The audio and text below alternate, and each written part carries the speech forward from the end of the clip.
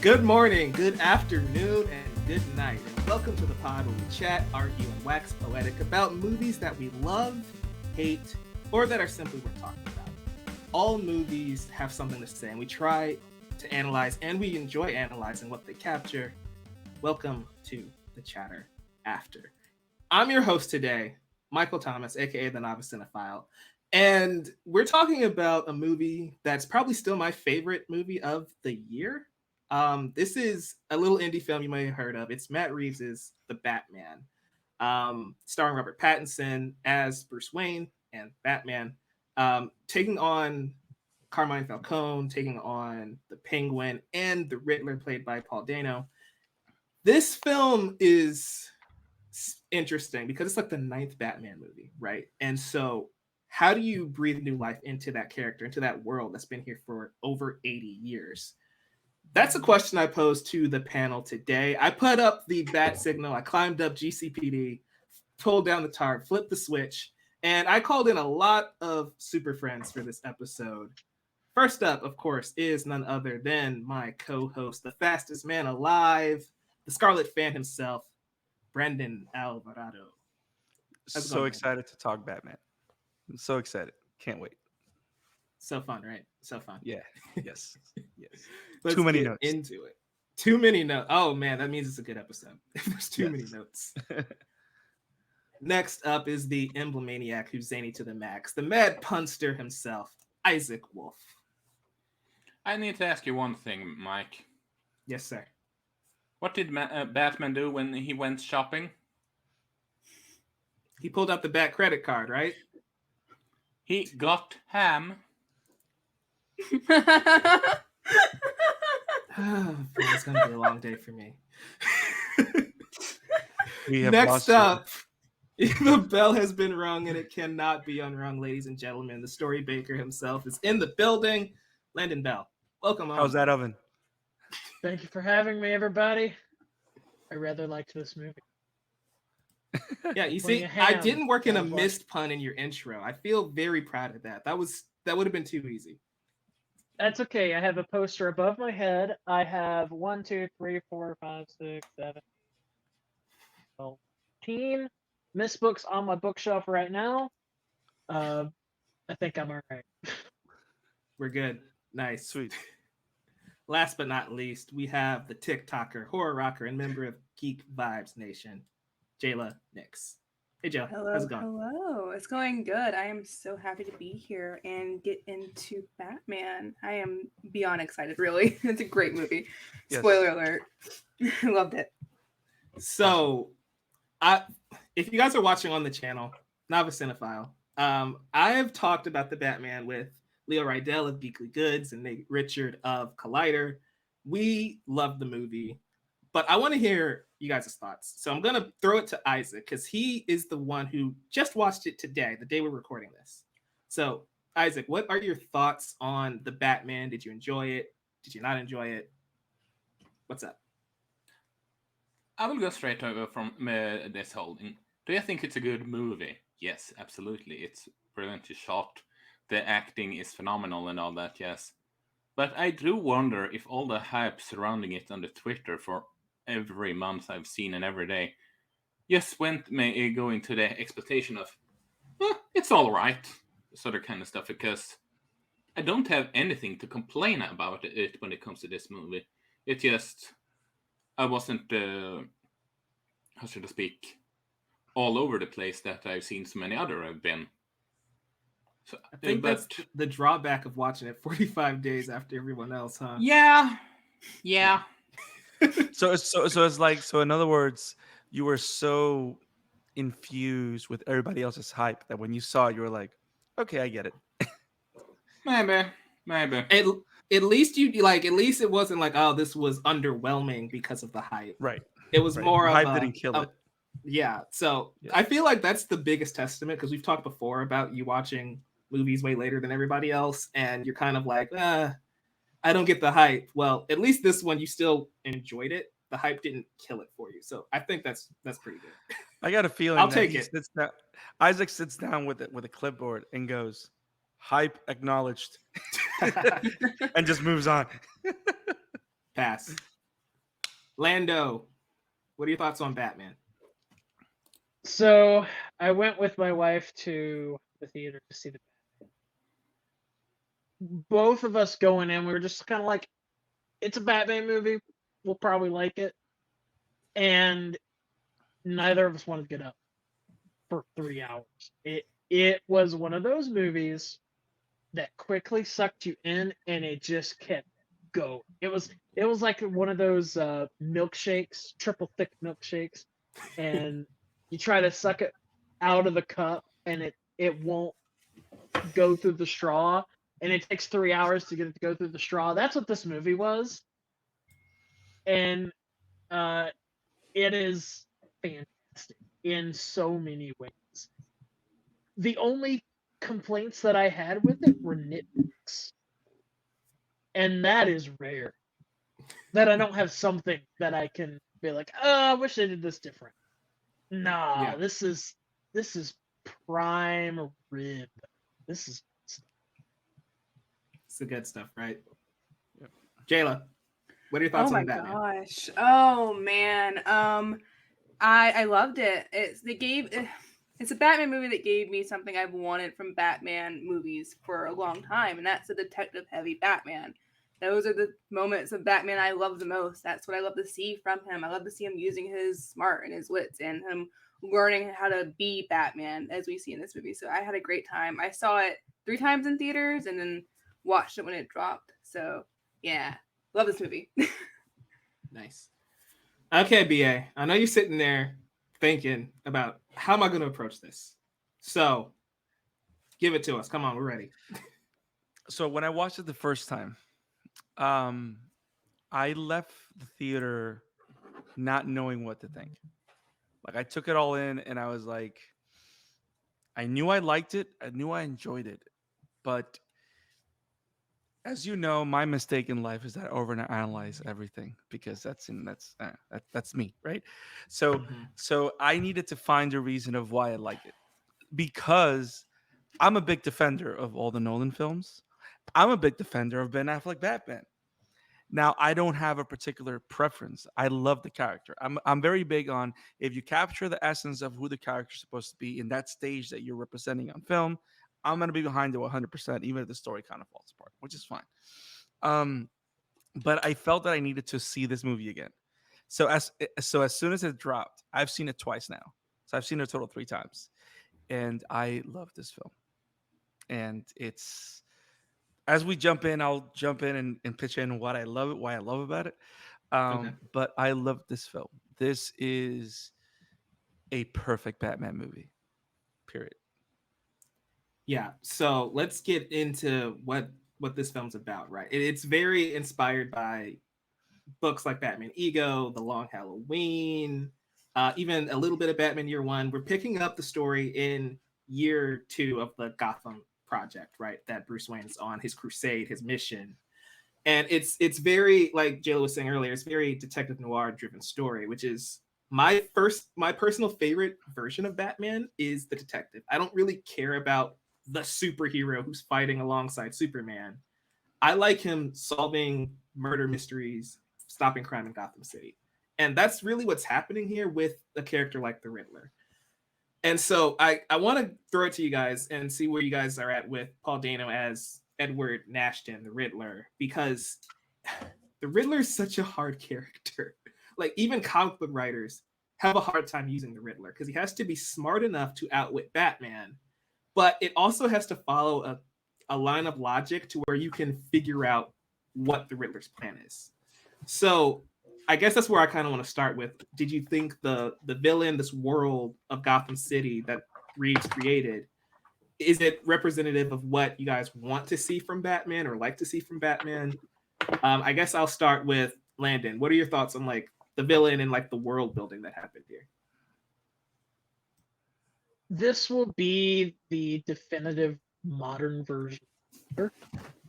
Um, which I didn't expect to say going in.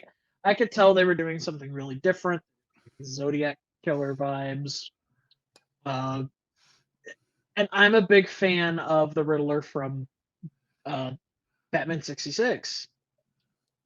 That version of the Riddler works really well for me because he's funny, he's extremely intelligent, he's able to outwit Batman, and most versions of the character have kind of felt like they were channeling that essence. Yeah. Even Jim Carrey's take kind of does that. Oh yeah. Uh, I'm sorry. but Jim this, Carrey's is heavy 66. Yeah. yeah, it very Yeah. much is, but with Jim Carrey's charms. So I think, and I'm gonna say it now to disseminate my thoughts to the pool. But one of the things that I loved about this film, which is something that has only been ever so slightly and deep cut place in other interpretations of Batman on film, is that this is the first film that actually makes it a point to establish that Batman is part of the problem, right? And the idea that him existing as a vigilante outside the law, as in the law is so corrupt that something outside of the law has to establish order, Yeah. allows escalation on the villain element, right?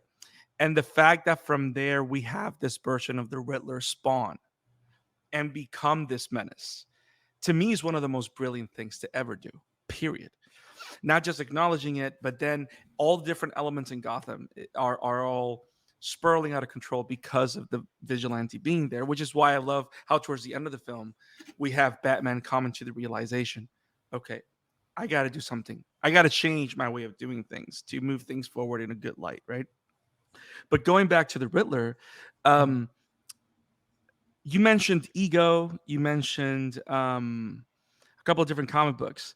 But interestingly enough, one of the comic books that inspires a lot of this is Batman Earth One. Yeah, Which, by the way, I don't like that story, but I read it because I heard people say that there's a lot of that here. Like the Riddler is one of the main ones in Volume 2 or in Volume 3, I believe. But this version of the Riddler, I think, is great because it was the perfect villain to display the Batman that Matt Reeves wanted to bring to the screen, which is a Batman that is thinking, that strategizes, that's methodical, that's resourceful. And then, of course, fighting a villain that is all those things, just like him. And then, of course, turning it around because the villain's trying to emulate Batman, but that's a different story. But I like the fact that every time they came to a riddle, the first one in the room to get it was Batman. Batman had the answer. So using the Riddler to showcase Batman, which in many other films, which to me is the biggest the biggest flaw of the Nolan trilogy, is that all the villains are highlighted by Batman instead of being the other way around. Like all the villains shine because they're going against Batman. Here, Batman shines because he's going against the Riddler. So like the way we're getting enamored and captured by the amazing character and detective that Batman is because of how he reacts to everything the Riddler's doing. Instead of him being, where's the trigger? He's going, the answer is this. And like there's a lot of that in the comic books, which I love seeing. And again, Paul Dano it's Paul Dano. Come on now. Like nobody doubted, which is funny because when people thought of Heath Ledger, like Heath Ledger, the Joker, when everybody knew Paul Dano got casted as Riddler, everybody went like, okay, I can see that. Perfect But casting. but he just blew it out of the water. Even for us that we knew that he was going to do great, he was just amazing. He I blew wanna it throw under the out- wathe. That's literally. Yeah. I want to throw this out there because Brandon Yeah. touched on my one nitpick, the only nitpick, and then I don't have to talk. So, is where he was mentioning Batman is part of the problem in the movie. Acknowledges that. Mhm. My one nitpick is that the setup of the movie would never happen. If Batman showed up on a crime scene, they would never let him in on that crime scene while they're actively. After they've taken their photographs and everything, sure, but not while they're working. I thought about that as soon as the movie was over, and I'm like, Well, but you got to Gotham's think. messed up. But it's good that you say that because that's what justifies that scene. It's the fact that this is a year 2 story. Yeah. Batman is a known commodity. People know that Gordon knows the Batman. The signal's a thing.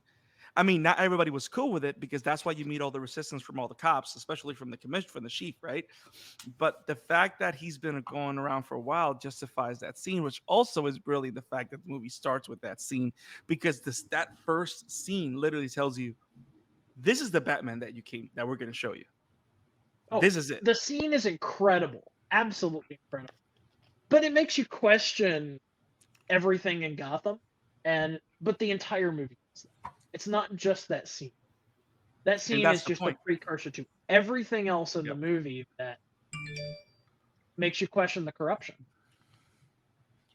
You know, you point out that the corruption, like Gotham's just awful. From top to bottom, it's just awful. Oh, So yeah, any nitpick of absolutely. like how things are ran, it's just like it's Gotham. It's like somebody picked any Midwestern city and dialed it up to 1,000. I take offense to that, but you're not wrong. I mean, you could pick Nashville if you want to. Okay, Jayla, what are your thoughts on the Riddler in Gotham City? I thought it was a great take. My favorite part about this movie, well, one of my favorite parts about this movie is the world feels so lived in. It feels like it's existed before we walk into it.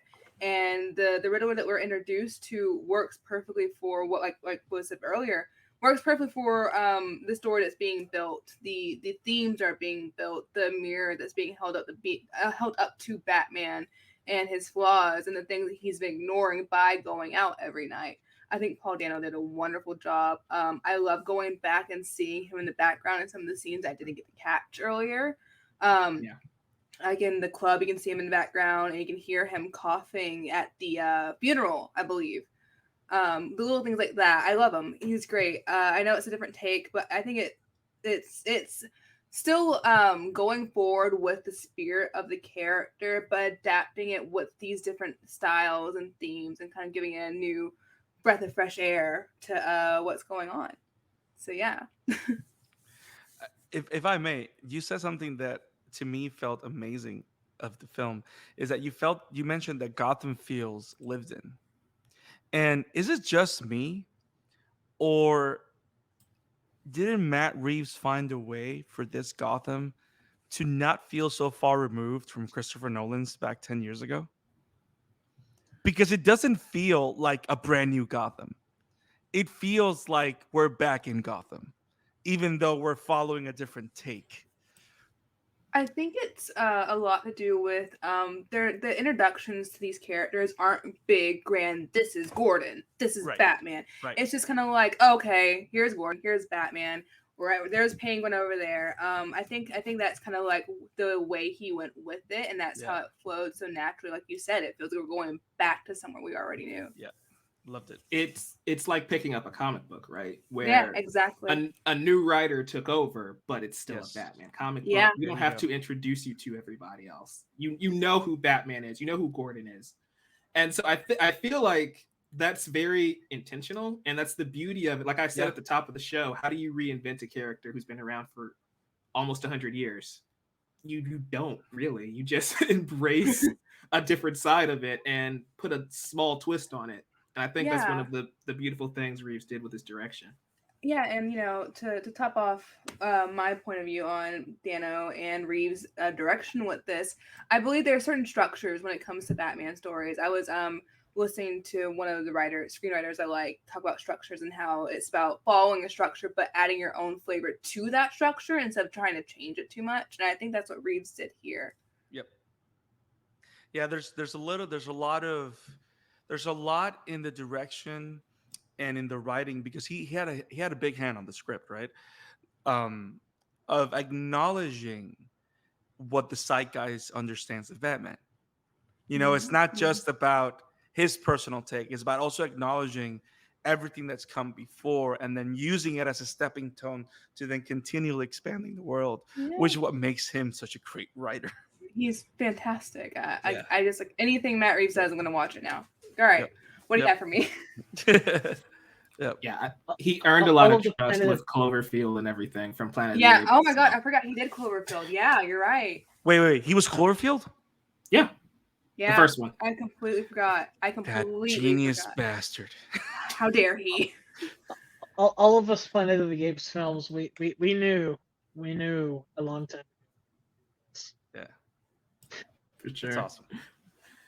Isaac, do you have any thoughts on anything that was said? I know we kind of went all over the place, but mainly the villain, the Riddler, and everything. Well, honestly, I would have.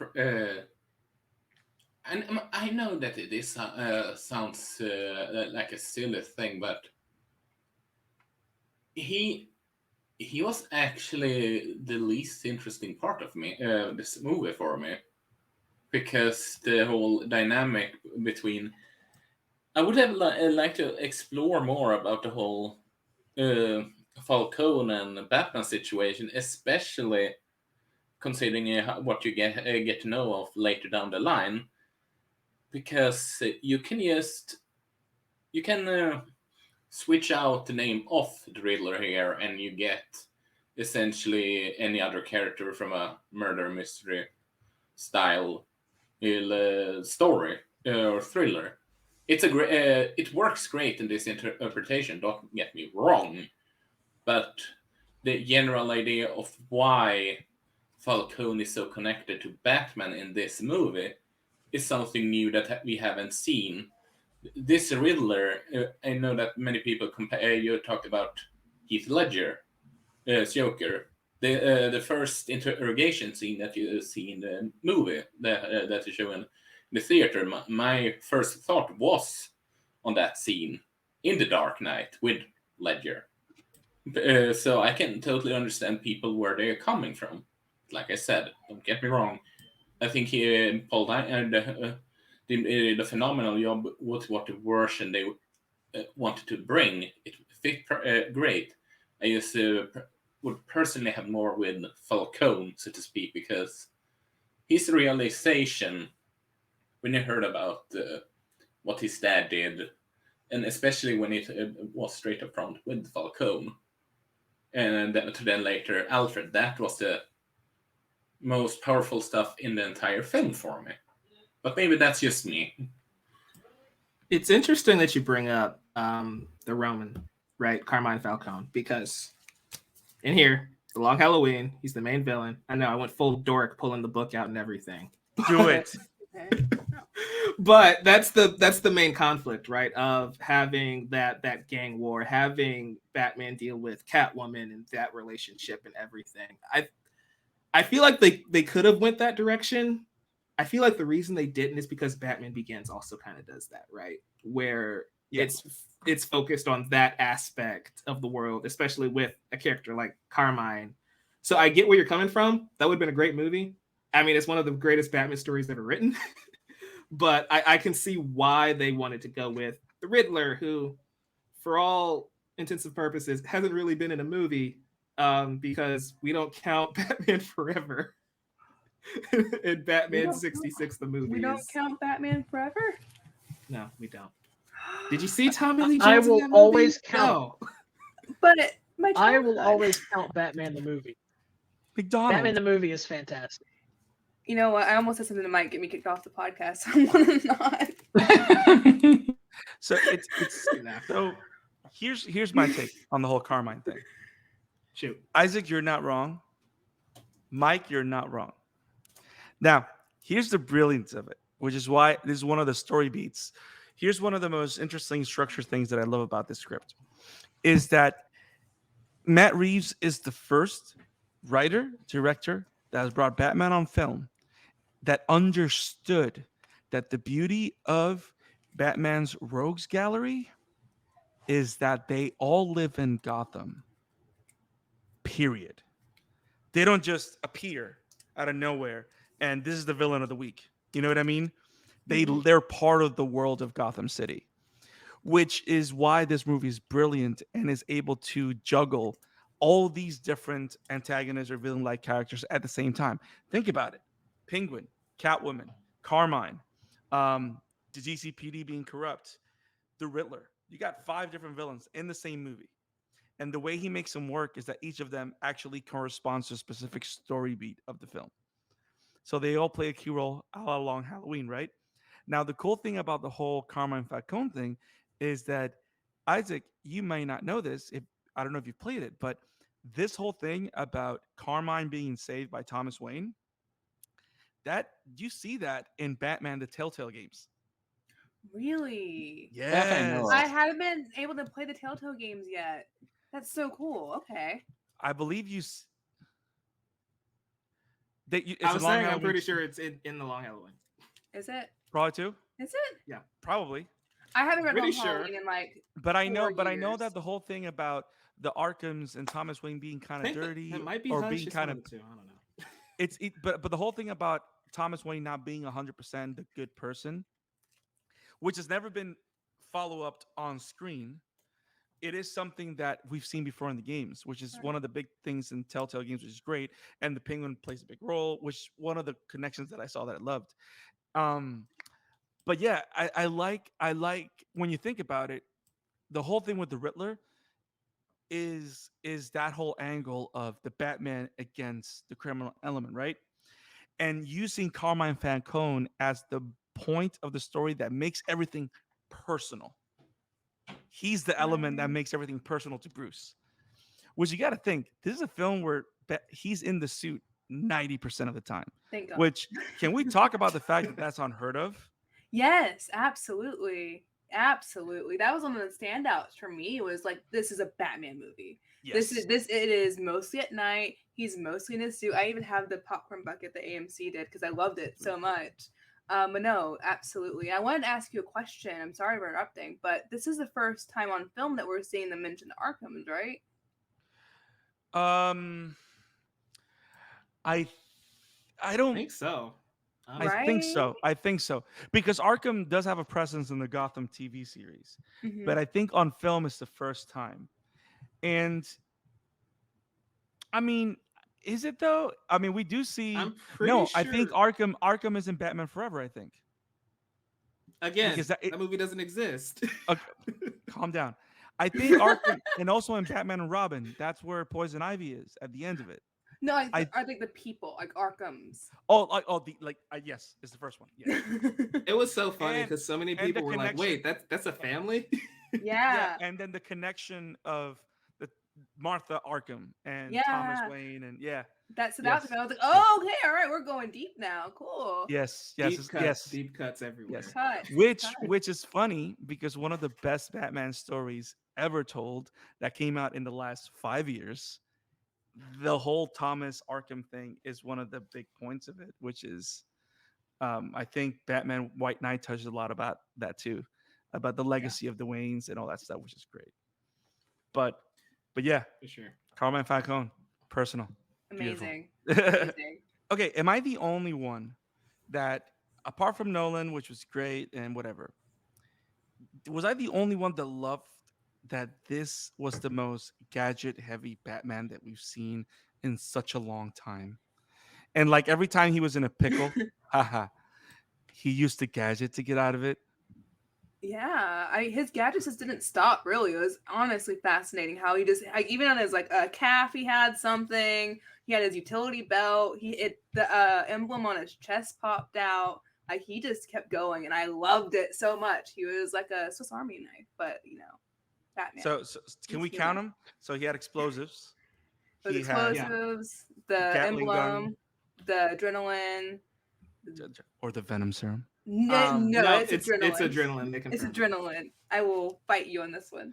I'm not fighting anybody. I'm just saying it's green. Just like Venom. That's all. He I'm also gonna say. had the needles on his gauntlets that he didn't use, but that is a weapon. Yes, exactly. There's got to be a comic that addresses. Oh, his fly suit, because he like just popped that out of nowhere too. The taser and the gauntlets too. Yes. Yeah. Wink, Big grapple. wink. Arkham City. Arkham Origins, actually. Is it Origins? Also, yeah, It's I love the Origins. grapple, right? I love it's not just a straight up grapple gun. It's like attached to his hip, like ODM gear from Attack on Titan. Yes. Which is just really great. Oh my Christian's gosh. a kick out of that. Also, amazing that they took so much from the Arkham games. I've been playing them again since I've watched this movie, and it's just so much fun. It's a great time. Yeah, And I it's I didn't went think it back was to Arkham Knight possible. right after, and I'm like, give me the suit. Where's the suit? Put the suit in the game. Where's that DLC at? Right? I Yeah, mean, I we all didn't- know he's not dead, so probably in Gotham Knights there's gonna be a suit. I genuinely didn't think it was possible for them to improve uh, what they had done with the Batfleck suit for his boots. Oh, the Yo. These boots. boots on this suit Yo. were awesome. So here's the thing. It's not just the boots to me. And I'm glad that you said the boots because the one thing that I've been so excited about this film to talk about is the sound mixing and editing in this You film read my is mind. ridiculous. You read my And the mind. idea that the first thing we hear about the myth of the Batman is the him stepping the steps. And then he comes out of Yeah. the darkness. And the fact that every time he enters a place, that's all you're hearing.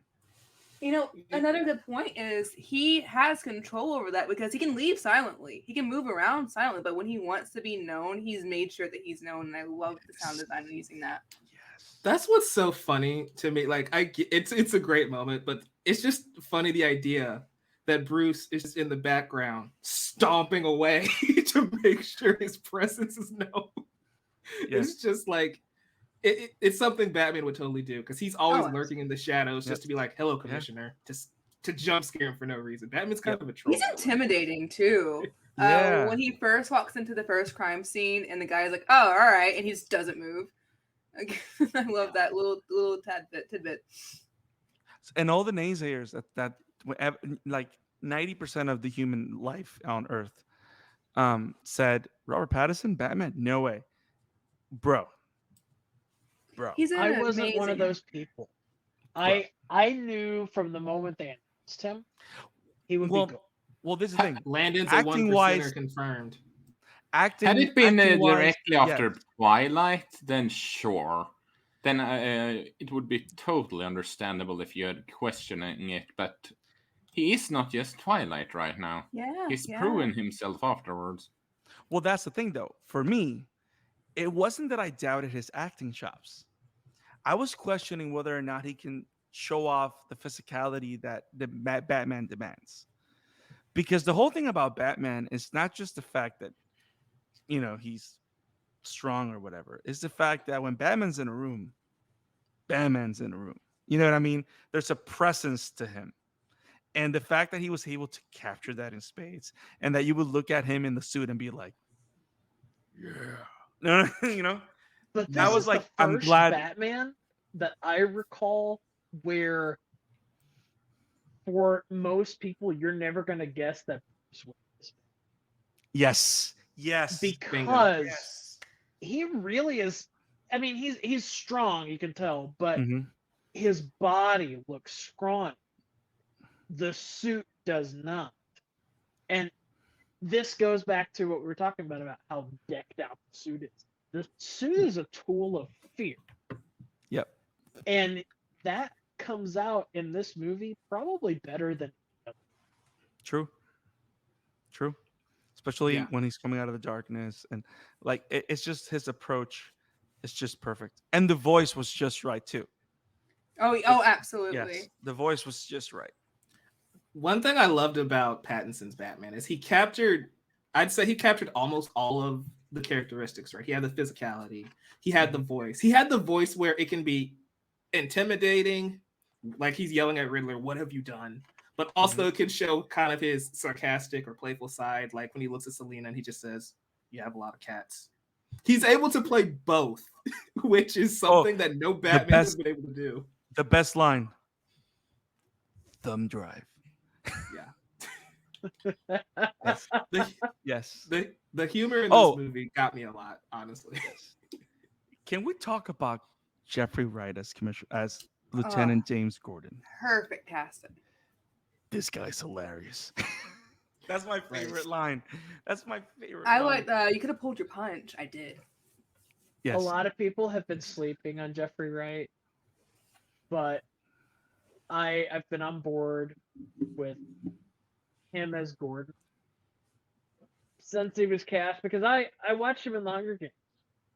and I was pleasantly surprised how well he took a character in those books that I loved the character, and made the character better and more important. And he does the same. Yeah. Yeah. Like Wait, he's in Hunger Games? He is. He's in Hunger Games. He has played Batman. He has also played the Watcher. He does everything. He's great. he's in the James Bond franchise with Daniel Craig. That one I know. I Yeah. didn't knew about Hunger Games. Yeah. No, he's just great as Gordon. He's just great. I love how he's straight man to Batman, and I love how this is a buddy cop movie with Batman. Like how close he's working with him. Like you do get a lot of that in The Dark Knight and Batman Begins, right? But I like how this one is from beginning to end. It's all about that relationship and them figuring this out together and questioning each other and trusting each other. And is them against the mob, which is great. Yeah, I feel like Wright is great. I feel like Zoe Kravitz, she's fantastic as well. We gotta talk about her. Yeah. Okay. Yeah, I've been waiting. Go, Landon, go. Oh, I mean, Zoe Kravitz. This movie could just be called Catwoman. This was incredible. Is this your way of saying that the Halle Berry one doesn't exist? Is this your way? It doesn't. I don't know what you're talking about. Not a Catwoman movie. I was just No. about to say that wasn't even a Catwoman That movie. was That not was a Catwoman It was- movie. Wasn't even, No, that was not Selena Kyle at all. yeah. No, I Not even- What was seriously her don't know what name you're in talking that about. movie? Was this from another universe? Sure, Uh, let's just say it's a multiversal movie. There. Exactly. That's Let kind me of let me embrace my inner Neil deGrasse Tyson. Mm-mm. It's just a weird, B movie that is about a woman that likes cats. Nothing to do with Catwoman. Her name is Patience Phillips. What the heck? That was the Okay. name? I think that was one of those rejected names in Stan Lee's notebook. Brandon made the joke I was gonna make I'm sorry. because I'm literally staring at this on my desk or on my bookshelf. What is Yes. that? So I can't make it out. it's just Imagine Stan Lee. Ah. So Nice. Excelsior. But yes, Catwoman was just she was just amazing. Like I love that she brought and there's nothing against because Anne Hathaway was amazing as Selena Kyle in The Dark Knight Rises, in my opinion. She was great. But I like how this is comic book Catwoman. There's just so much of I love also how it pays a very good homage to everything that what's the latest Tom King has been doing with Batman and Catwoman, and the whole Batcat. Like, there's so much good Batcat in this movie, which I just love it because we haven't really enjoyed it as much as they've allowed us to enjoy this in this film. And there's enough of it, not too much of it, and there's also like the seeds for it to happen. Something happened later on as well. And again, there's a lot of Batman the Telltale games here too, because one of the beats of that game is that relationship and whether it goes further or it doesn't. So and there is a motorcycle bye-bye scene too. It's like I don't know. There's a lot of Telltale games are great. It's one of those things to me where you don't realize how much you love comic book Batman until you watch this movie, and then you realize how different these movies are. All of these movies leading up to it are from the comic books, because like we were saying earlier, we don't really hear or see of the Arkhams or Arkham Asylum at all. We don't get Batcat, right? We don't get Batman working with Gordon and solving these mysteries and these riddles. And so it's like, it's one of those things that made me go back to reading comic books, because I haven't read Batman comics in a long time. And it's just like, oh yeah, I love this character. I love this world. And even though I've been watching the movies didn't always represent that. And so it kind of made me rediscover and re-fall in love with the world of Batman and the larger Bat family, because Matt Reeves like, hell yeah, you remember this character that you guys read and watched as a kid? We're going to do that again. And we're going to just distill it in its purest form. We're going to strip all the Justice League stuff away and just make a Batman story. I think that's one of the strongest elements of this movie. But just to go back to Bat, people throw around the term chemistry with movies all the time. Nah. This movie's in a different. This is rocket science on display. I felt like I was watching real people and not characters. Yeah. And it's so good. I mean, even the little things like her relationship plays out so well. Like, even that moment of fear, in the nightclub, and I think everyone here probably knows some stuff, where she talks to Falco, and she basically stops talking to Bruce, and that's a very raw moment where I didn't feel like I was watching. I just felt like I was watching a movie. Yes. Yep. One of my favorite tweets was Zoe Kravitz and Robert Pattinson are just Tom Holland and Zendaya for adults. I think you sent me that one, actually. That's a That good one.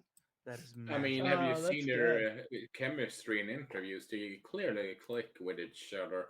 So Oh, absolutely. They definitely get along well. Yeah, no, the chemistry every time they're on screen together, it's just electric. It's absolutely electric. You're drawn in to see the dynamic. You're drawn in to see where it goes next. You kind of hope it works out for them, but you know it really shouldn't. It really wouldn't with where they're at right now. Their departure from each other was lovely as well. I think they are like a lot of what makes this movie work so well. The bat and the cat. And you know what? And I want to take advantage of the whole bat and cat talk to mention this because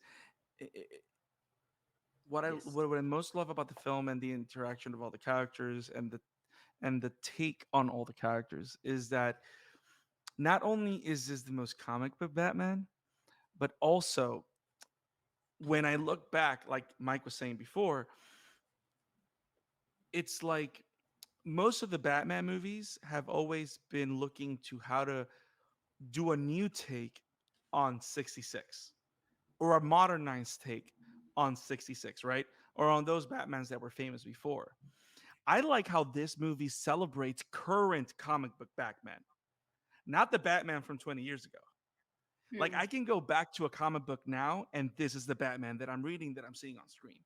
Yeah. We've never seen this much synergy between the book and the film till this point, which is why I love it so much because all of it feels fresh and like it even reminds you of like Year Zero, right? The Scott Yes. Snyder. Yeah. Yep.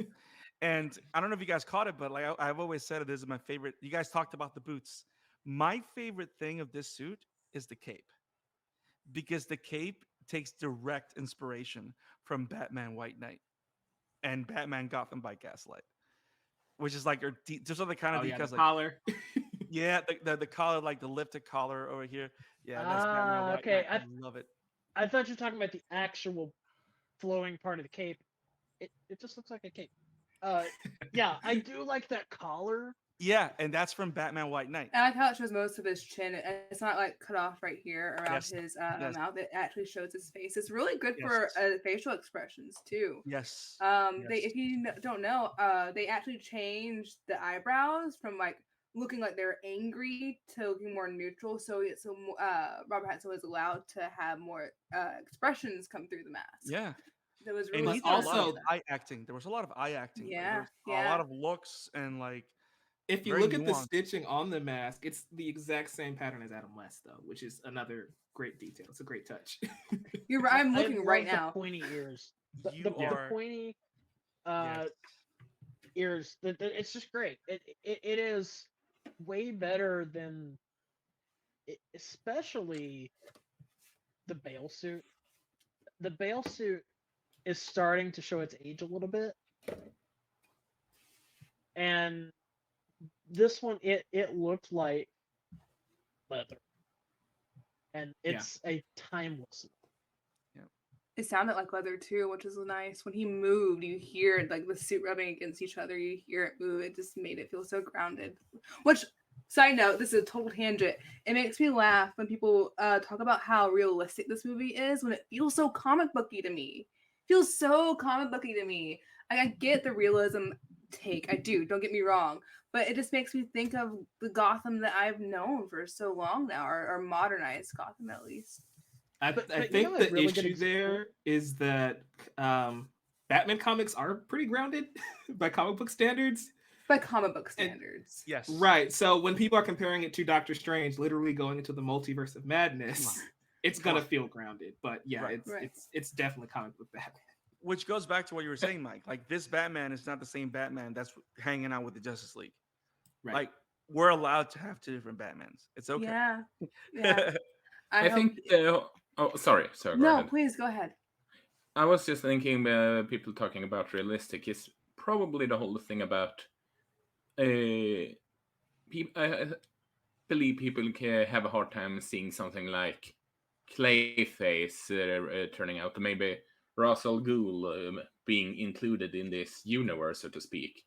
Someone that Riddler works because he's a person that knows how to give clues, trying to outwit the Batman, whereas the whole more supernatural spectrum of villains might not work in this type of setting that they wanted to use. Or let's say that Matt Reeves wanted to do a Justice League on its own. You can argue that, let's say, a Superman would be rather... It would feel rather jarring to introduce him down the line in this type of world that they introduced in the Batman. Yeah. I think that's what people are talking about when they talk about realistic, so to speak. I guess I would disagree a little bit because, much like the comic books, Batman, this version of Batman would still exist in continuity with Superman. It's just when he teams up with Superman, his suit's brighter, his personality is a little more optimistic, but Gotham and Metropolis still exist in the same world. So I feel like he could do Superman if you really wanted to. I think. Yeah, but I'll go. Sorry. I'll be quick. I think Matt Reeves has a lot more flexibility than people are expecting so far, especially with this Batman being a starting point.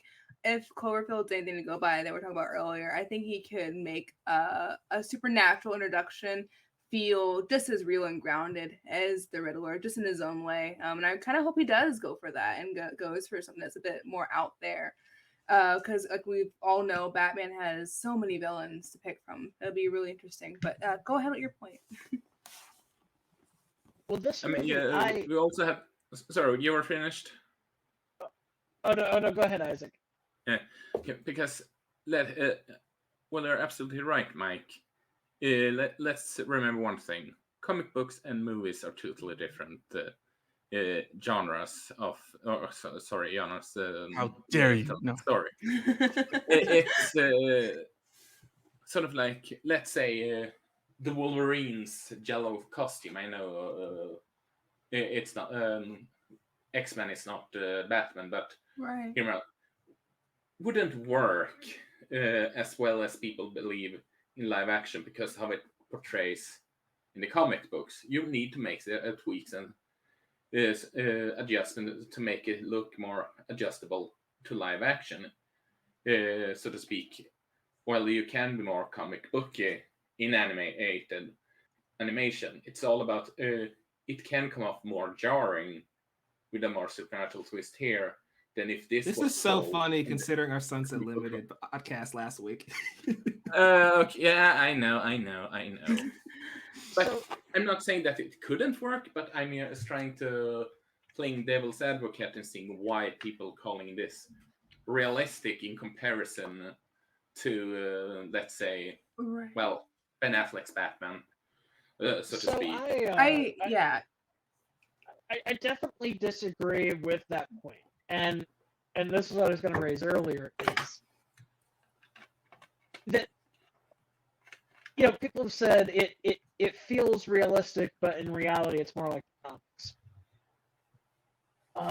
What it reminds me of is Blade, because Blade Runner has those fantastical elements in it, but they're not front and center. They're to the periphery, and Blade Runner is gritty and realistic.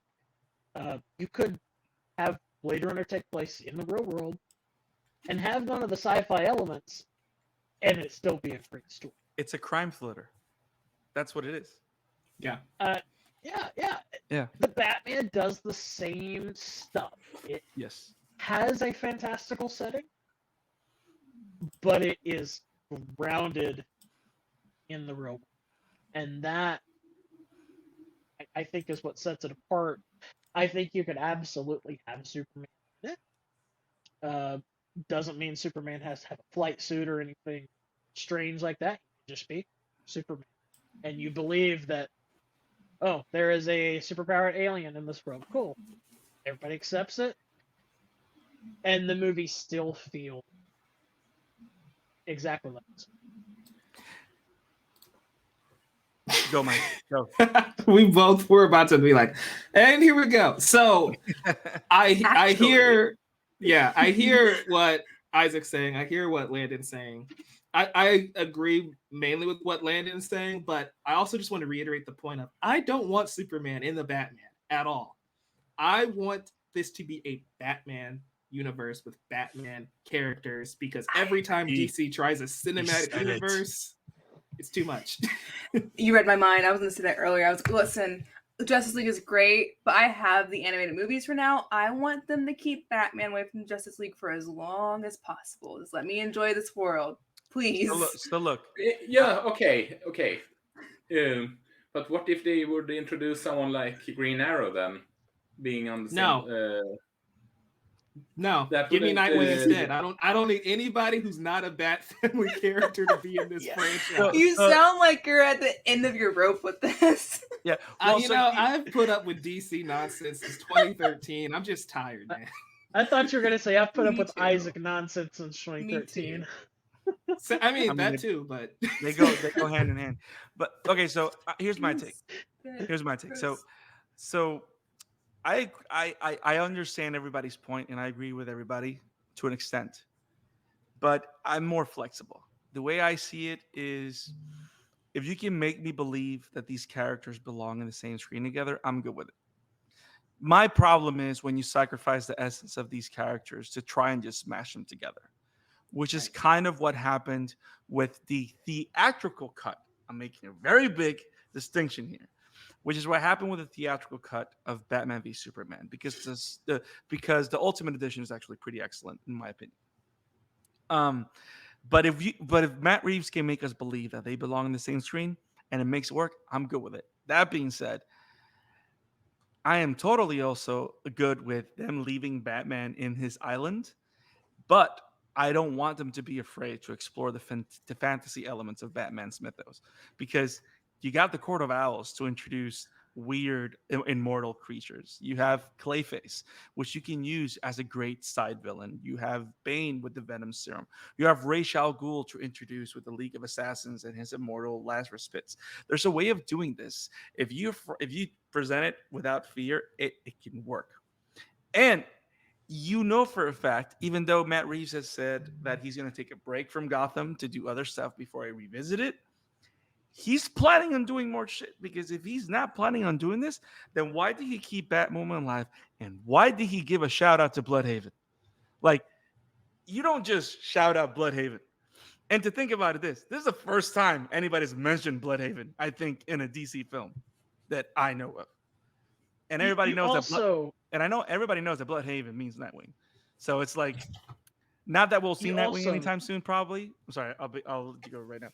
But I do also know that this is a very young Bruce, so I don't see him taking an orphan in anytime soon. But still, we can do a time jump. No.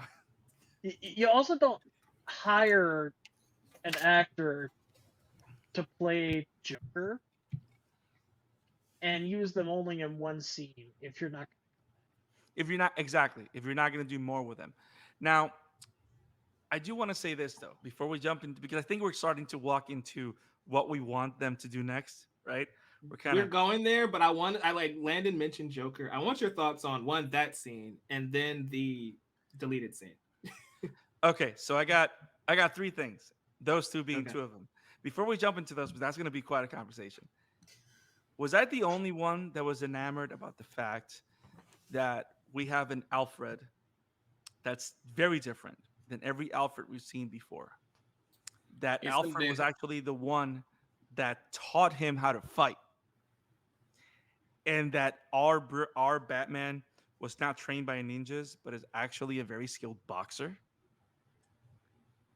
You guys Yeah, Hey, I noticed love that. the Yeah. boxer, That's Earth the One, right? boxer, Yeah, that's a good isn't the point. That's you a guys really good notice point. that he Yeah. actually has like the thread like a boxer. He does that underneath the gloves Oh, because I that's didn't what his think about training is. that.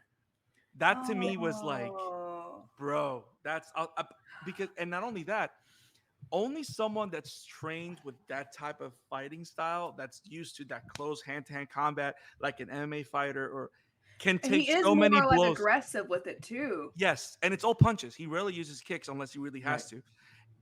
To take so many blows to the head and come back with a stamina, that's a boxer right there. Like, because that's what, you know what I mean? Because That he's just also taking a shows body why hit. that's why he You're and like blowing Catwoman my have a mind right now. different Oh my fighting god. style, right? Because she is using kicks and he's just going like Right, a right, boxer, right. right? Straight to it. Like, that's it. Like, he knows that these are his weapons. He has But brute force. yes, yes, Wow. A yes. Go- And that's Wildfire. the Gotham's Alfred also teach the Bruce how to fight, if I'm not mistaken. Right. Two, And it's all taken That's from Earth still 1. from Earth One. Yeah. isn't this based on Alfred? I can't recall which version.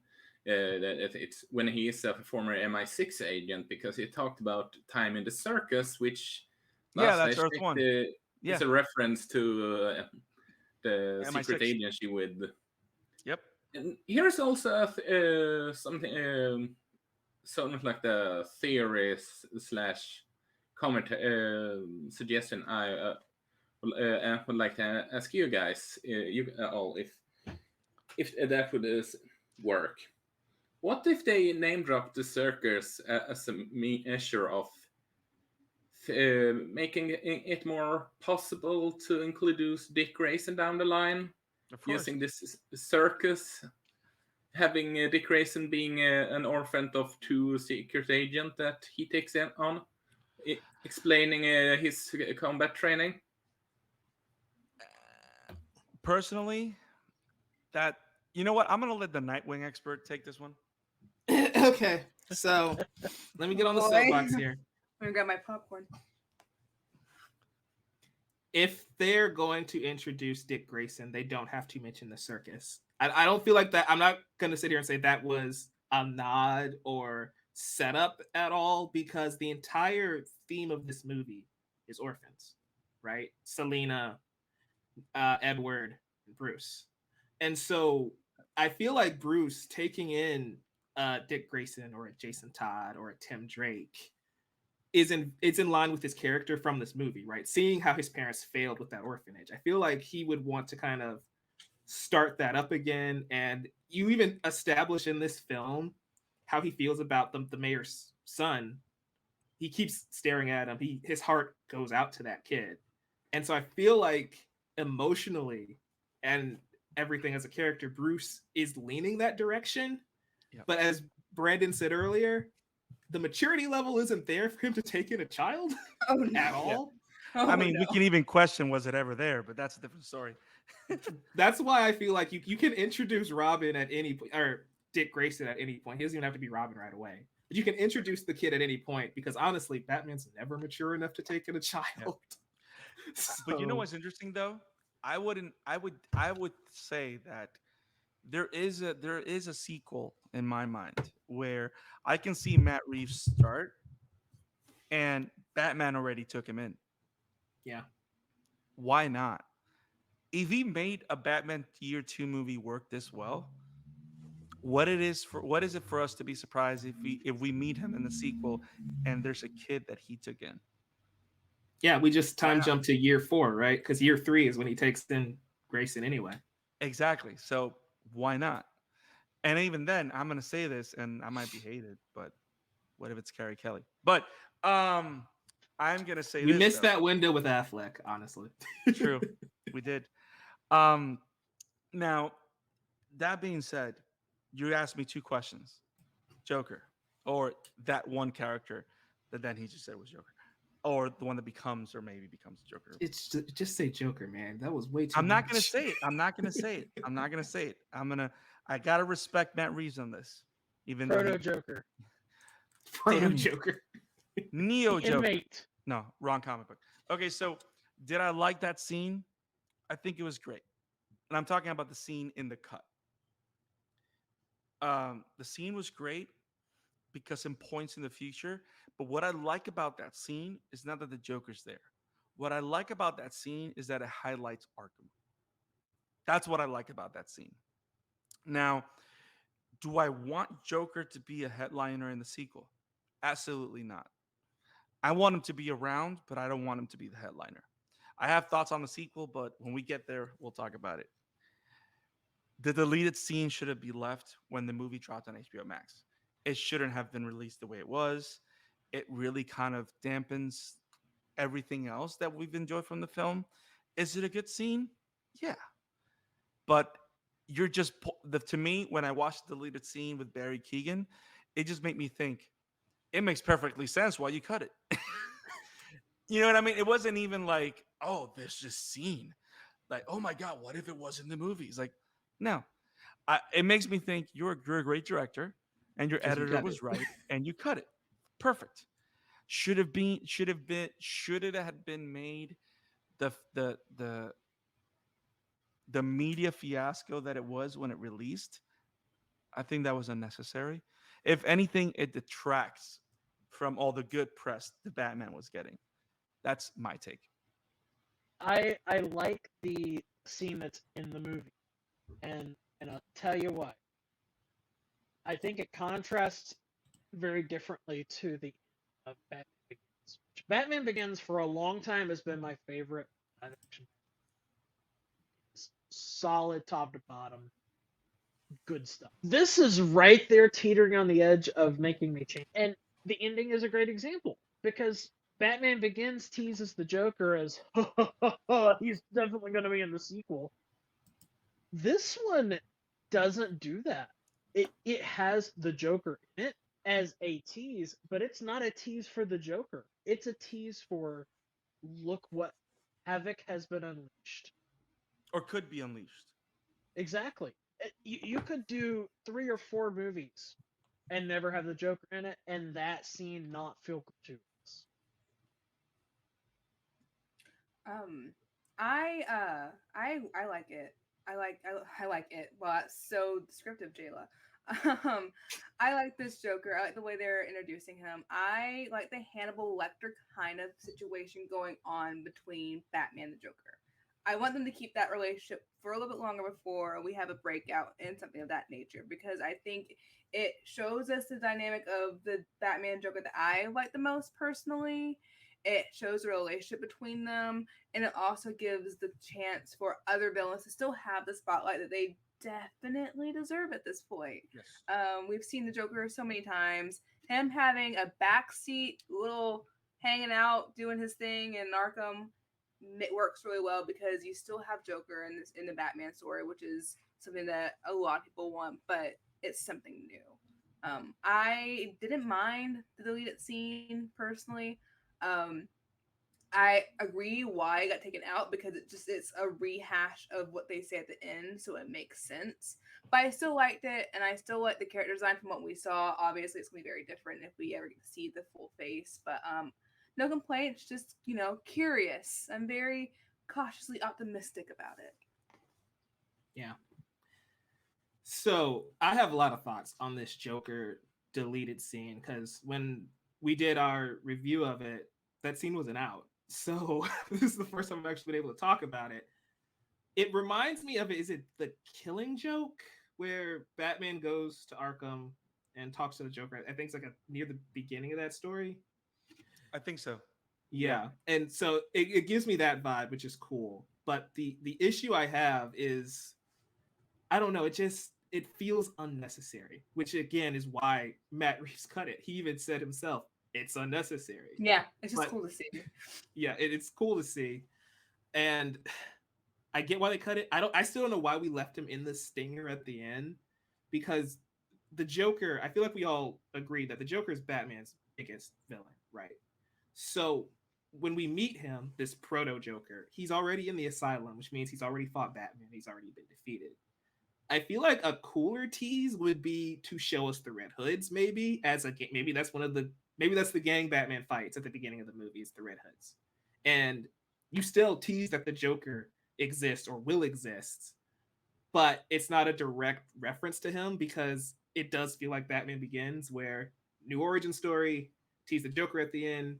He's probably going to be in the sequel. Reeves has come out and said that Joker probably won't be in the sequel. He doesn't plan on having the Joker pop up for a while. But watching it in the context of the movie, it all just kind of felt unnecessary. And that's the last time we see the Riddler. So the last time we see the big bad of this movie, it's overshadowed by introducing the villain everybody really wants to see in this Joker character. I absolutely agree. I just like the Hannibal Lecter relationship. Outside of that, I want to see I want to see Calendar Man. Yes. You imagine doing like a Calendar Man holiday mix? Oh my god. The holiday special. A little Christmas story for everyone to enjoy. Batman Noel. Yes. I want to see two. I want to see Mr. Freeze. I want to see Hush. I do actually want to see Hush, actually. So, I legit want to see Hush. They kind of teased it, right? We saw Hush. Hush is one of my favorite Batman stories. I know, Brandon, you're not as big on it as me. But I feel like, wasn't this movie kind of already Hush? Yes and no. Yes and no. Well, it has elements of it. I just hope that if they do Hush, they do comic book Hush, not the weird thing they did in the animated movie. That's what I hope. That was awful. Now, since we're talking about future films, Isaac, do you have anything to say about the Joker thing? Because you haven't said anything. He's asleep. Normal.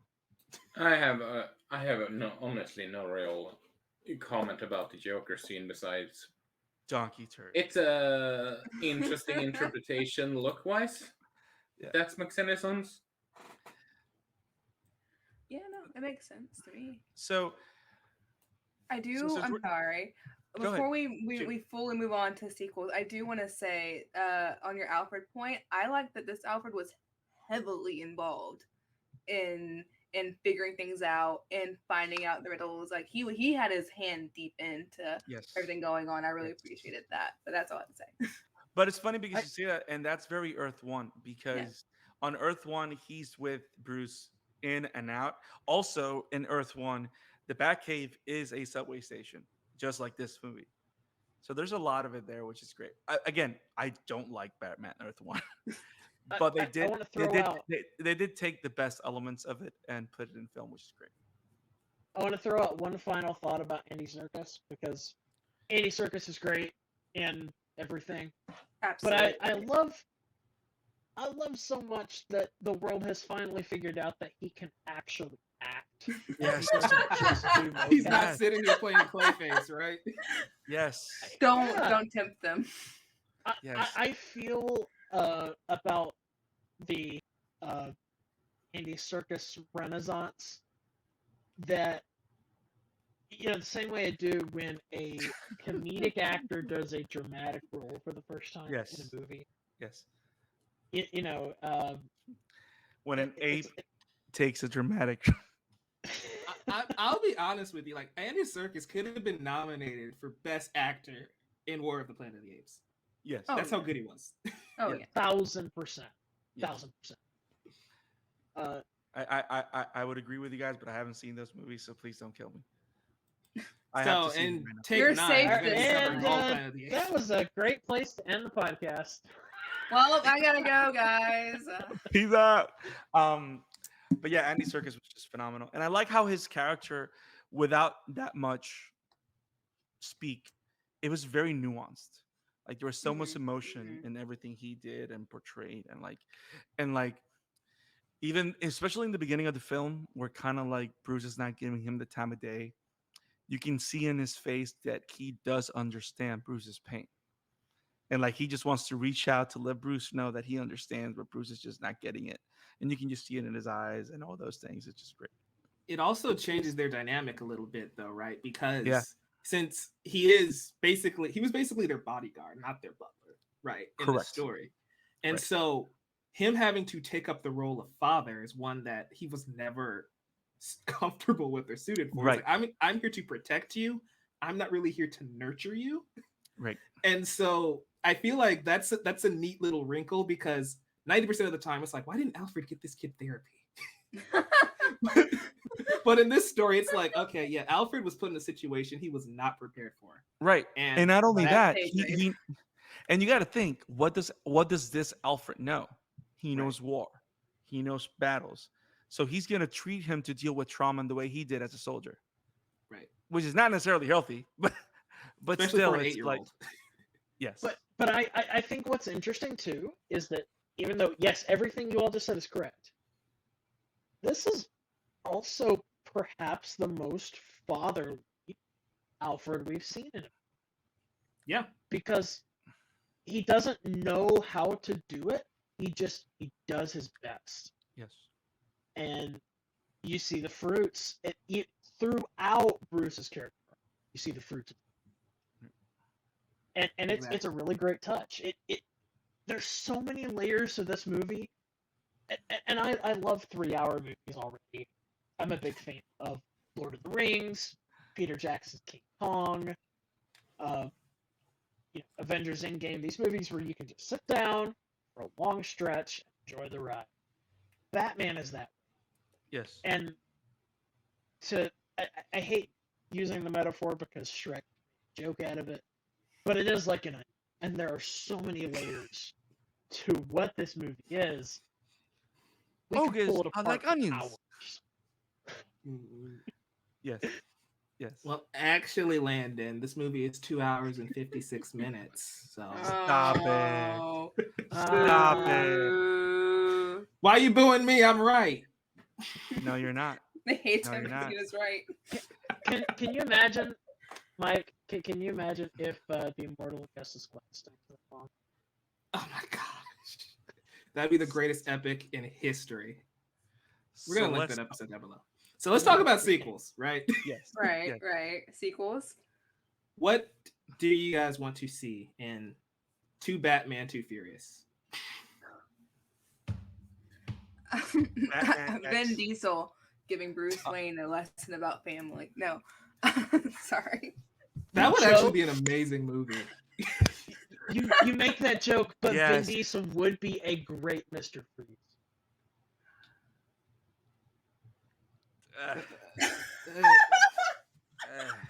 I'm not laughing at your joke. I'm not laughing at your stretch. I'm laughing at everyone's reaction to processing it. I promise. I'm just no. Okay, so Jayla, sequels. Boom. What are we doing? Let's go. Mm, Sequels. Sequels. I want them. I don't. Oh god. There's so many things I want to see. There's so many things that's what makes it hard, because like I don't want them to like go from this and then like straight into something super wild. I like that Right. processing it, because this was basically his origin story. This was the origin story of Bruce Wayne finding his purpose as Batman, not the Batman as the putting on the suit.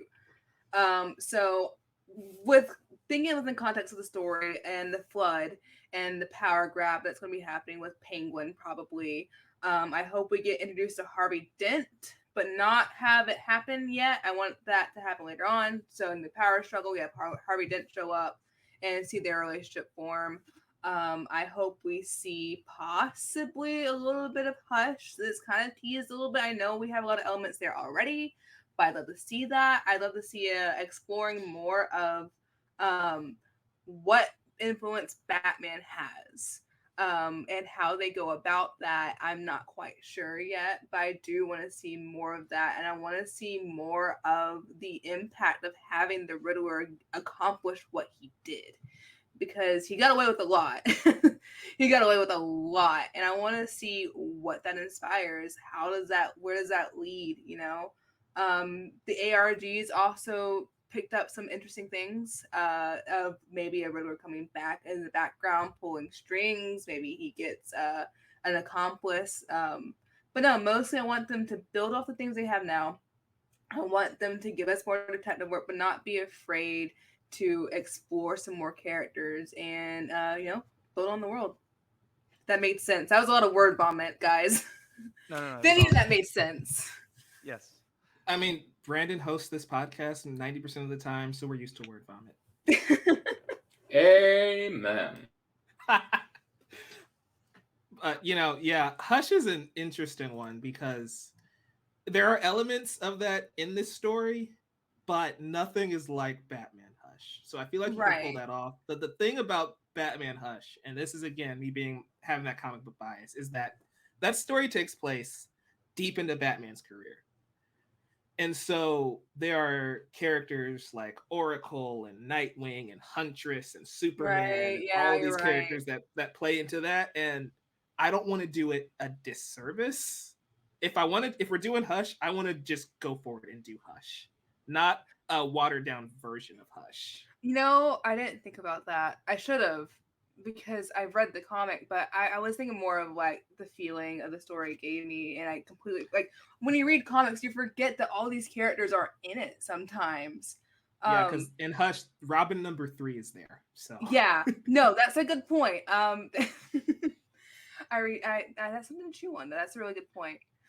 But the interesting thing is that you can say that the basis for Hush is there because not only is the word there, I think there's a world where Edward Elliot, the reporter, was the son of Thomas Elliot, was the father of Thomas Elliot. So you can probably, That's true as well.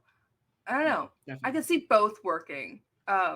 If they wanted to wait. Matt Reeves can do it. If anybody can do it. Oh, he can do it, obviously. But I just never considered that, Oracle was a part of it at that point. I never really considered that, Robins are getting involved too, because I was thinking more of a stripped down version. But that is a really good point to consider as far as how they move forward. Because my biggest issue, it'd be a bit hypocritical of me, because my biggest issue with Justice League Batman was because we got this Batman that's so far into his career that it lost so much of the impact of like seeing Batman v Superman, of him working with Justice League. A lot of that impact was lost for me personally, even though I thought Ben Affleck did an amazing job, because he was already so far into his career that we haven't seen yet. So I think that was a good point that I'm thinking on now. While you chew on that, Isaac, is there anything else you want to see in the Batman sequel? Well, this is semi-serious in regard to what I want to see. But only semi-serious? Yes, because I know that this won't happen, but I would love it to happen. In an interview, Nicolas Cage said that he wants to play Egghead in a Batman sequel, and in a dark version of Egghead, and him playing that character against Robert Pattinson's Batman. Please give it to me now. That would just be something else.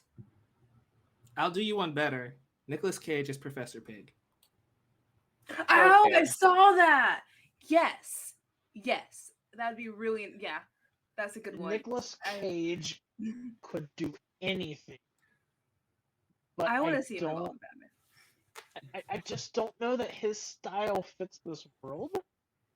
I could be wrong. Hey, have you? He is a dramatic actor when he wants to. Emphasis Nicolas on the Cage fact is amazing. when he wants to. No, he's always amazing. But he has a lot of good stuff. He has an unbearable weight of massive talent. I don't know that he fits what they built. True. Listen, he is a square peg, and I feel like this movie is a round hole. The wrong hole. So, no, nobody's gonna get that joke, but the ones who know. You don't put a square peg in a round hole. I think Nicolas Cage can do anything. They could put him in this movie, but I think his style is different enough to where it would tonally clash with whatever story. So, Landon, while you're talking, what do you want to see in the Batman 2? Well, I'm gonna give you Batman 2 and 3. Oh shit. So Okay, I buckle up, everybody. yeah. So I want to see for the second film. I do want to see Harvey Dent introduced. Donald Glover's Harvey Dent. Because Harvey Dent, the big thing with Harvey Dent is that he is a young, smart attorney. That's why everybody likes him. I don't think that The Dark Knight really captured that. The Dark Knight captured the dichotomy between Harvey Dent and Batman, but I don't think it really captured why Harvey Dent, being a young attorney getting elected as district attorney, is a big deal. So I think you need a younger actor to play the character. I think Donald Glover would be perfect. Kind of as a throwback to Batman Batman 89. 89. Yeah. Yeah. When we had Billy D. Williams as Harvey Dent, and they I never love showed that him. we just keep replacing Billy D. Williams with Gambino. I mean, that being said, You- I don't know why, but I see Jonathan Majors being amazing as Harvey Dent. Just for the fact that Jonathan Majors acting chops, but also the physicality that he can bring to that character would be like, I could see it, damn. but I think the physicality doesn't fit Harvey. Well, it fits Two Face, so it's a precursor. That's what It I'm seeing does. because I'm seeing the final product. But I get what you're saying. Like Harvey Dent is not well. There's a lot of Harvey Dent in books that is you can see the unstableness at like in the background of his mind as he operates. So like Donald Glover's amazing, but there's something about seeing what he becomes and being able to transmit that physically. I think Jonathan Majors would just knock it out of the park. So what do you guys think about John David Washington? Hell yeah. Have you Hell guys yeah. seen Tenet? Yeah. Heck yeah. Yes. You know, yes. In what role? I He could pretty I much think play he any just role nailed it. when Yeah. if As we- Harvey Dent, yeah. He'd be Harvey great. Dent, yeah, he would kill Yeah. it. Yeah. I could buy that, and I think I could actually buy that better than Donald Glover. No offense Yeah. to Donald Glover. Yeah. Yeah, he's phenomenal. Yeah, he is. So I do want to use Harvey Dent, but I don't want him to be Two-Face at all in these movies. Okay. And Cool. I think that's on purpose because comic fans are going to be like, is he going to become Two-Face? No. I don't want that to be the dramatic tension of these films. Right. I want the dramatic tension of Harvey Dent to be one where he is at odds with Batman and Commissioner Gordon. There's a push-pull. I want to see the main villain be Mr. Freeze. Because somebody else pointed this out, and it's that this is the first Batman we've seen that genuinely feels like he could save Mr. Freeze. And I think that would be really, really cool to see play. Like an interesting adaptation of Sub-Zero. Pretty much. Yeah. I mean, a little Yeah. bit. Yeah. I also I want to go with the oddball choice. They went with the oddball choice for Robert Pattinson. I would love to see Tyler Perry as Mr. Freeze. And I've thrown Tyler Perry out as Darkseid for a long time because I think he can genuinely channel everything that Darkseid is. Darkseid is. Hey. But that's a I deep think cut. that he also could get the papers behind Mr. Freeze. Yeah. I just want a Mr. Miracle show now. Dang it. That book is so good. I've been wanting to buy it. So yeah, that's my pitch for your two villains. Nice. I think the dramatic tension of the movie actually needs to be with Bruce trying to repair his family legacy. The orphan plot that Michael mentioned, it's perfectly set up for him to restart the orphanage, try bringing in kids off the street. Yeah. Need structure. And you could definitely introduce Dick Grayson through that subplot. I just had a crazy thought of like, what if Batman Incorporated just this orphanage? Oh, jeez. Sorry. That's why I'm laughing. I'm not laughing at you. My That's brain fine. went off. I mean, that one way to that get would be his funny. I child love soldiers. how we all have very distinctive sequel ideas. I love this. we do. Yes. Yeah. So for the third movie, like I said, I do have a third movie in mind. Man made a I do- trilogy. Dang. Well, so I love it. I you love know it. how a lot of times in the third movie they try to do like the dark version of the character. Spider-Man 3 tried it to varying degrees of success. I say go for it. Go all in on Hush as your main villain. But do with Hush what they did with the Riddler. I'm not saying you have to totally reinvent Hush because Hush is more modern. Anyways, but really lean into that dichotomy. You've already set up everything you need to in the first two movies. You've got the orphanage back up and running. Hush has a reason to be in this third movie. And I say if you're going to bring the Joker into this trilogy, it's going to be with Hush breaking the Joker out to be his agent of chaos, basically.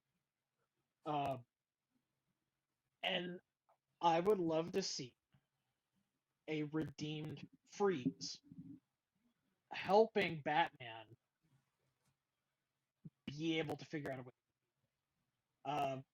Kind of like how Poison Ivy helped out Batman in Arkham Knight. A little bit. Yes. We were talking earlier about the tech in his suit. And even in this first movie, the Riddler was very savvy with how he used weapons and various objects to find his victims. I think that Freeze could very much do the same for Batman. He's very adept with weapons that are cold. So I think that you could do that. You could also make him kind of the more sciencey. And if Oracle was a part of these stories, I think it would be cool to have Oracle working with Freeze. I don't really know that could do Oracle in these first two movies without it feeling like too many cooks in the kitchen. Especially if you're going to do Harvey Dent. If you try to do Harvey Dent and Oracle and Mr. Freeze and Hush and Joker, it's just going to feel like we're just throwing stuff at the screen instead I of feel telling like a story Oracle about is people. pretty easy though, since she's just Gordon's daughter who works at a computer. You can probably get that plot resolved in like 10 minutes. You could even do. You can skip the paralyzed. You've got a You You point. can You've skip got a point. Batgirl altogether and just do Oracle. Right. It's also There's a world safer. where that can He's work. not going to put Gordon's daughter in danger on purpose. Right. You've got a point. Maybe she works for Gordon after he becomes commissioner. Maybe she works for Wayne Enterprises as a tech junkie, and that's where Batman recruits her. That's just full April O'Neil from the new Teenage Mutant Ninja Turtles run. I love it. And Felicity Smoke. I'm sorry, I did that. It did. I did do that. I do also say that Zoe Kravitz's Catwoman is going to be in every single one of these movies. Oh, she should be. She's going to be Hands in every down. single one of them. Yes. And so if is not, Pattinson. and if she's So not in is- second movie, she must have a predominant role in the third. Has to happen. Circus is going to be in every single one. Gordon's going to be in every single one. Yeah. That is your four mains. Who are gonna That's be in your core, all three yeah. films. Matt Reeves, are you hearing this, man? No. Nice. So that's my nice. pitch. So you guys ready for mine? I want you to go last. So let me jump in right quick and then I'll toss it over to you. Okay, bet. Um, because I wrote for Collider 9 stories you want to see in the Batman sequel, Yes, you but did. It was a great article too. appreciate it.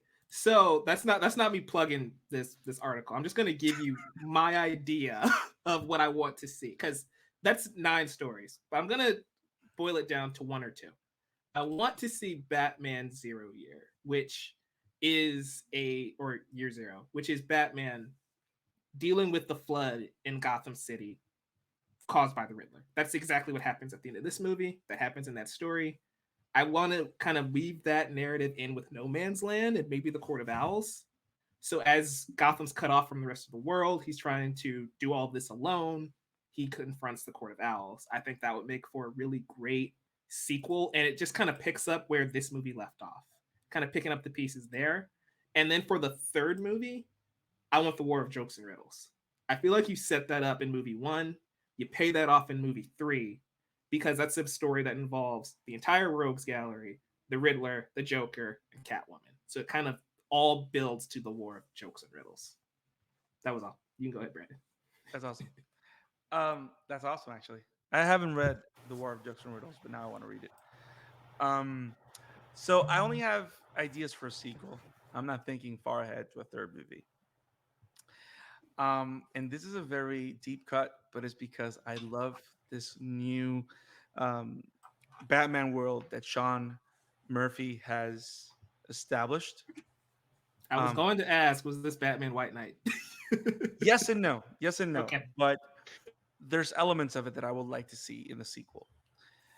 Me, I want the villain in the sequel to be Arkham Asylum. They've set up the place. He's been to the place. If we're not going to see Batman again for another 2 or 3 years, we can kind of resolve the flood and all that stuff behind the scenes. We know the Penguin is going to take over. Like, we don't have to see him take over. We know that's happening. So it's like have Gotham evolve and Batman's relationship with the GCPD evolve and all that. Hopefully have the spinoffs that we have planned for HBO Max pan out. Yeah.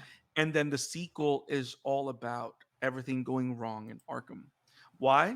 Because there you can have a rogues gallery centric story where yes you could say the main one there is going to be the Joker or not, but all it's there you can tackle the ideas of his connection, Bruce Wayne's connection to the Arkhams, mental health, and then you have go Mike. I just want a quick question just to clear a thing up. Is this based on Arkham Asylum, like the video game, or like the comic book, A Serious House on Serious Earth, i or i i, an I original honestly story? don't have I actually don't have a particular take on it, Okay, but it's the idea of Arkham being where the movie the, takes place, got you. and its many twists and turns in the Batman mythos, because you that the place itself justifies multiple rogues, justifies rogues used in the sense of hierarchy. You can bring weird deep cuts like Killer Croc and all that stuff and make them work. You know what I mean? Of course, you got to have a ringleader, right? Which you could probably say is a Joker, or you can use this as an opportunity of making Hugo Strange the villain of the film.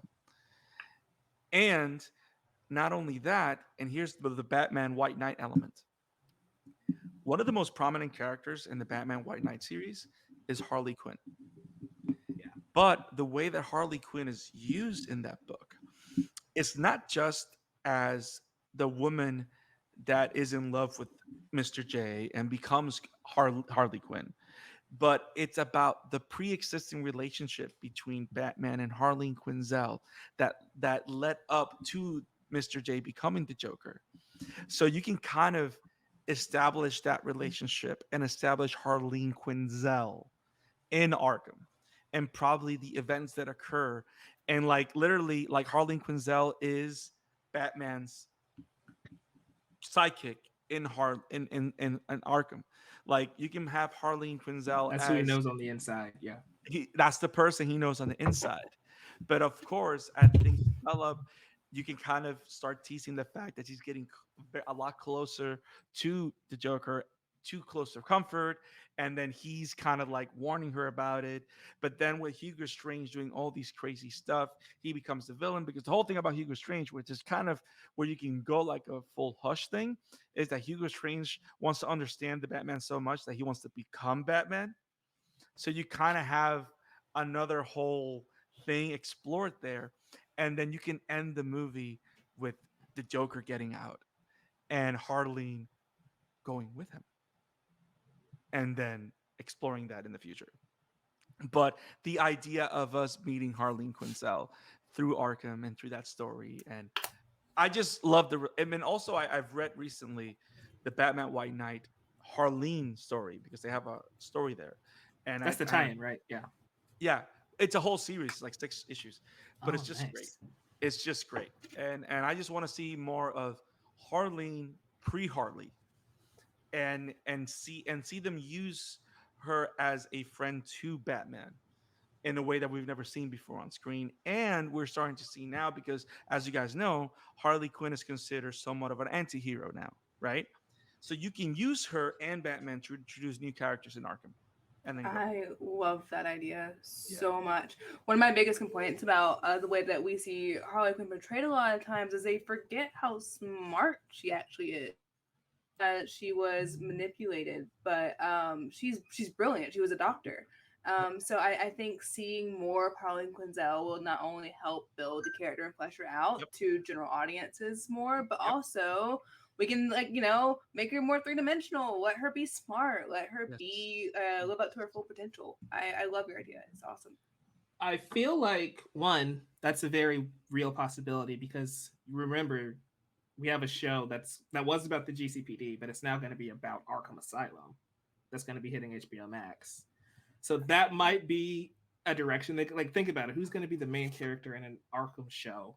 Harleen Quinzel would be a perfect choice, honestly, to lead that series. Oh my god. Her Yep. character arc, if she is the one you introduce the story with, oh, that's so smart. Can you imagine the season finale being Mad Love, and then she has that Oh in the my show? god! Don't get me Yo, excited for something that won't have happen. you guys read Stefan Sedgwick's Harleen Black Label book? I have not. Nope. This book right here is phenomenal. For the audio only listeners, Brandon just pulled the book on screen, so go to Yes, youtube.com. yes. It's a lovely cover. Harleen, no, it's amazing. It's literally about what drove her to Arkham and what drove her to Joker. And it's all about her trying to test out her theories about finding where humans lose their empathy. It's so brilliant. It is so Oh brilliant. my god. I want to read it Yeah. now. It's great. Yeah, I'm sold. I gotta read it. I gotta pick it up. Yep. Nice. So, my favorite pitch is Michael's. I as much as I like my own pitch, No Man's Land didn't even cross my mind. But that would be great to see on screen. Yeah. To see a version of No Man's Land that actually feels realistic and doesn't just play out like a comic book. Yeah. I think it'd be No Man's Land is a great story. It's just there's so many tie-ins, so many characters. It's a lot, but I feel like you can strip If it you down to streamline say, it. yeah, streamline it and say Batman is literally alone on an island and he has to protect Gotham City, and then he confronts the Court of Owls. That would be pretty sick, because now he has to cure it from the inside out because the corruption runs that deep. That's my pitch. I love it. So Let's get you hired. I put out this tweet like 2 weeks ago saying, "Hire me. I will be your Kevin Feige. I will do it for like 1/4 of the pay. If you Warner Brothers Discovery, this is our pitch. We will be your DC counsel. Do it."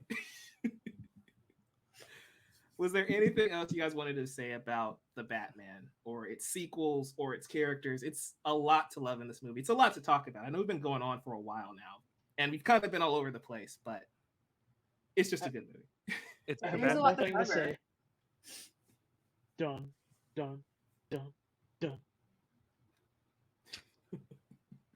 That soundtrack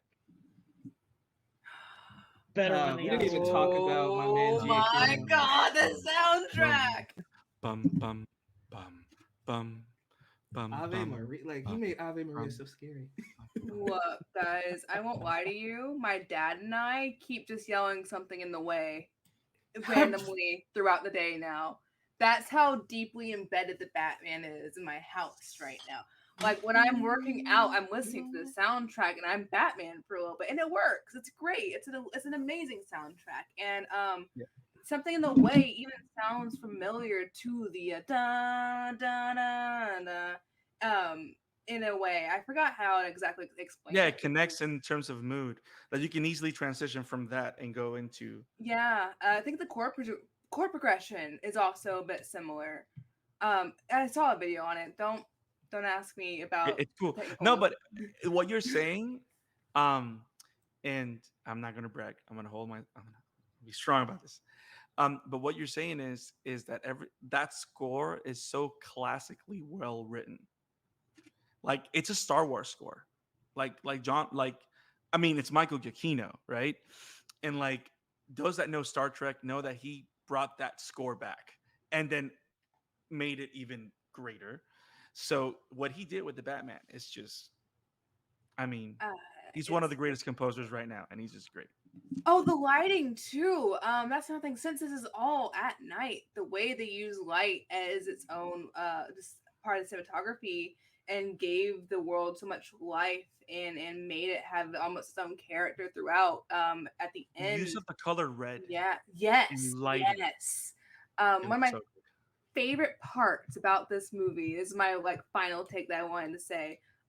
Towards the end of the movie, when he heard the guy say he's vengeance, he has that click and he falls into the water. First of all, I took that as a what's the word I'm looking for? A metaphor. A Baptism? metaphor. Yes, you already know. I already told you this.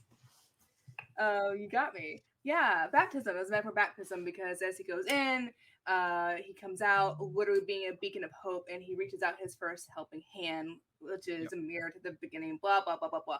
that's Just where the vengeance red. dies Yeah, it's and where vengeance justice. dies. Him popping up and leading everyone out with the flare is so gorgeous. It's so beautiful. Oh god, this movie is so beautiful. That's it. He's good. like That's Moses all. leading them to the promised land, Yes. right? Leading So them to the reason I'm laughing is because how interesting is proper setup. And I'm gonna stop talking after this. I promise. Mhm. That if it Don't make wasn't promises you can't keep. because we've had such a steady use of gadgets throughout the film, that's the one reason we never questioned the flare. Oh my god, you're right. I never questioned the flare at all. Where did You know he what I mean? Like, come? like you want to question, but it's like no, he's been pulling stuff out of his suit all the movie. So when he pulls out the Wow. flare, I was like, cool. And you know what's funny? When he's putting the woman down on the stretcher, and the cape goes out, you can see the flare where the flare was. You can Can see like the pocket. you? Yeah, it's If you Also, read sorry, but Go if you read the art of the Batman, there are gadgets on that suit in that belt that the movie never uses. Like they thought it out Really? that much. It's all in the utility belt. Oh, That's it's awesome. so cool. Yes. Like it. Man. There's so much I love. I Okay. could go on for hours. I'm sorry. Okay, does everybody have a favorite scene? What's everybody's Favorite scene? That's a good question. Go ahead. I'm just mumbling, please. Isaac, do you have I a know favorite what mine scene? is. The conversation between Alfred and Bruce when Alfred isn't at the hospital. I got one. So when Alfred's like barely escaped death, and Bruce, his first reaction is, "You lied to me, Alfred." That's it. It's because of the conversation and conversation between the two. That's why. I get you. It's a great moment. That line just gets me every time. It's like that's the first thing you greet him with. Yes. Okay, so I got one. I got one. He has to pay, but you don't have to pay with him. When he stops Catwoman from pulling the trigger, that to me was like, and it's funny because everybody makes fun of the no guns debate, Mhm. right? And what a perfect and poetic way to illustrate that. That's Yeah. why he doesn't kill. That's why he no guns, because we don't have to pay with the people that deserve to pay for their crimes. Love I it. don't know if I have a favorite scene, but I just love the gag of Batman keep going to the iceberg lounge. That's a good And one. the That's two so guys great. just keep Rule of opening. threes too. Yeah. Yeah. Oh, shout out to He went Teen as Wolf. Batman. Great. He learned So finally. He was like, oh, it's not worth it. Yeah. So my favorite scene, and I'm gonna be that person. It is the Batmobile jumping over the tank. Yes. I So good. cannot believe they put that in the trailer. If they had saved that for the theaters, it would have been the only.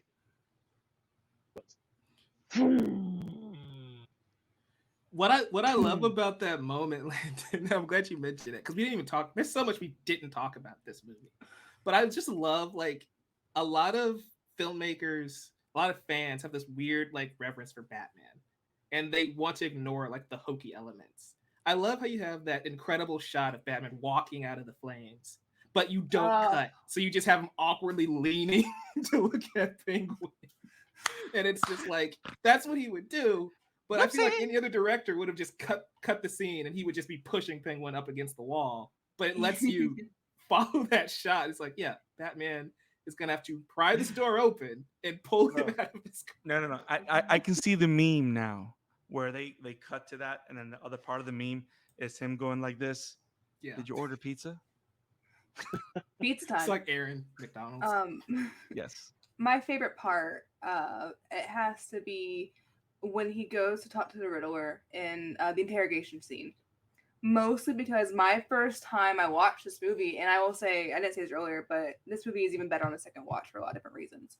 But in that scene, I was absolutely 100% connected with the way Bruce was feeling. The build up, the tension, the like, oh god, oh shit, he knows, this is it. How is this already it? It's only been 2 years.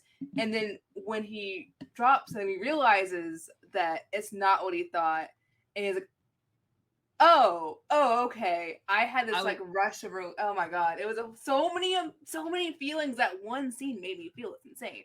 I love the fear in Pattinson's eyes, right? Because he's standing there like, oh crap, I'm busted. He looked like a kid in trouble. Like a kid that's in trouble with his mom. Like, oh. But more scared, obviously. Yeah. There's so many good scenes, but I was curious what everybody's favorite is, because that's my I think for question. everyone it's going to be a different answer. Mike, what's yours? Oh, that's a tough one because you're not escaping this one. Yeah, you have the answer. I thought I was going to get out of this, but you had to pull it. You had to pull me back in. So let me think. There's so many moments I love about this movie, but I feel like my favorite, and this might be seen as a joke to most people, but my favorite is when Penguin reveals to them that they got the riddle wrong. Bro. It's iconic though. But Colin Farrell is so good. Yeah, Colin Farrell's great. We can talk about Colin Farrell or his makeup. Oh my god. That's my point. This movie, we're going to be here talking the length of the movie. No habla español. No habla español, fellas. World's greatest detectives. Yeah, but like the reason I love that moment is commentary over the movie at this point. Yes. We'll do that one day.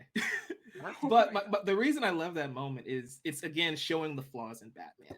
A lot of times people perceive him as perfect or want him to be perfect, but I feel like that scene is why at the end Batman technically loses.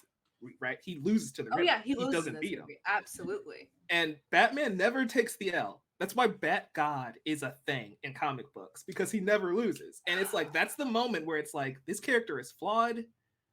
Oh crap, he might not actually beat this guy. That was the first moment I thought like, okay, this Batman might lose, and he ended up losing.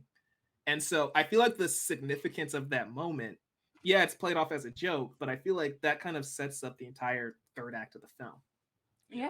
Yeah, absolutely.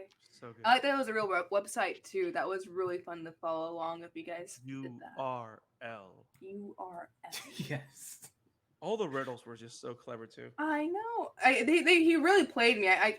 It makes sense going like when we watch it again. Like, it makes perfect sense that of course didn't know it was Bruce Wayne, but the first time you're like, are you? Yeah. Do you know something?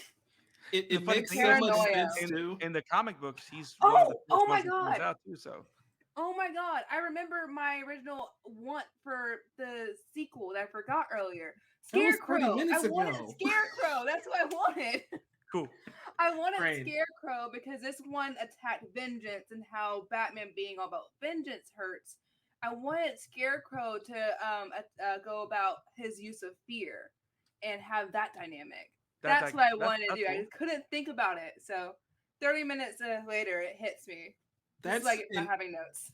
That's interesting. What's funny about that is he loses vengeance in this movie. He loses fear in the next one. So by the third movie, he's just Batman from Brave and the Bold. I don't know if he loses fear, but like him having to like fight fear when that's his first, like one of his tools is kind of where I'm going. I can just see Rob Pattinson rocking that blue and gray suit. But I wouldn't say no to like that character because, like, it'd be different. Yeah, Blue yeah. and gray. I won't say no to that Batman, but I don't know how other people would feel about it. That's Superman. No, I'm showing off the yellow oval. Ah, okay. 'Cause I'm like, If he lost fear in this one, he loses vengeance in the next one, and he loses seriousness in the next one to follow. And then it's then you're Batman just left Robin. with. Yeah, well, no, you're just left with Adam West.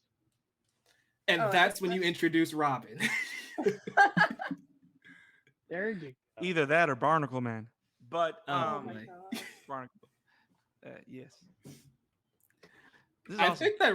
think that wraps this one up. I think we've covered 90% of what we could. Otherwise, we're going to be here for another 2 hours, guys. What was your favorite costume design besides Batman? I was kidding. I was kidding. Commissioner Gordon. The Penguin. What was your favorite? The Riddler's mask was of awful. dust? That's my only complaint. Yes. A lot of cling wrap. I liked him being a streamer, though. Thanks for all the subscribers. That was great. Yes. That was so funny because it's like, Yeah, it makes sense. Twitch took down one of my streams for one copyright strike, and this Thank guy you for your help with detonators. Well, he's not copywriting anything, is he? He's asking. So, No, but he's not detonators, copywriting anything. He's not copywriting anything. So You can see that. Oh, now guys, we it's know. fun. So now we know. The Copyright Riddler has 2022, life Paul in Dano. TikTok. murder, copyright, jail. What is his TikTok name? What do you think? Do you think it was just the Riddler? Captain question mark. No. Right. Vengeance renewal. At Enigma. No. At Enigma. No. I got it. I got his username. Yes. Pumpkin slice lover.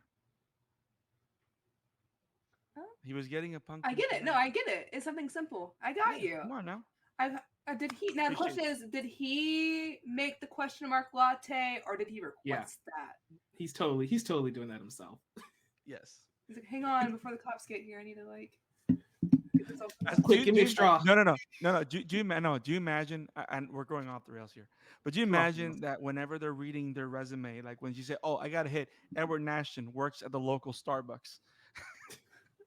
Oh my God! I actually didn't know who played Riddler. I stayed away from spoilers for this movie, so I did not know it was Paul Dano until I watched the movie. Imagine my surprise! Nice. When the Riddler is like, "Oh my God, it's Paul Dano!" I had no idea. I completely stayed away Swiss from. I don't Army know man. how. I don't. Nice. Also Yeah. Prisoners, where he gets demolished in that movie.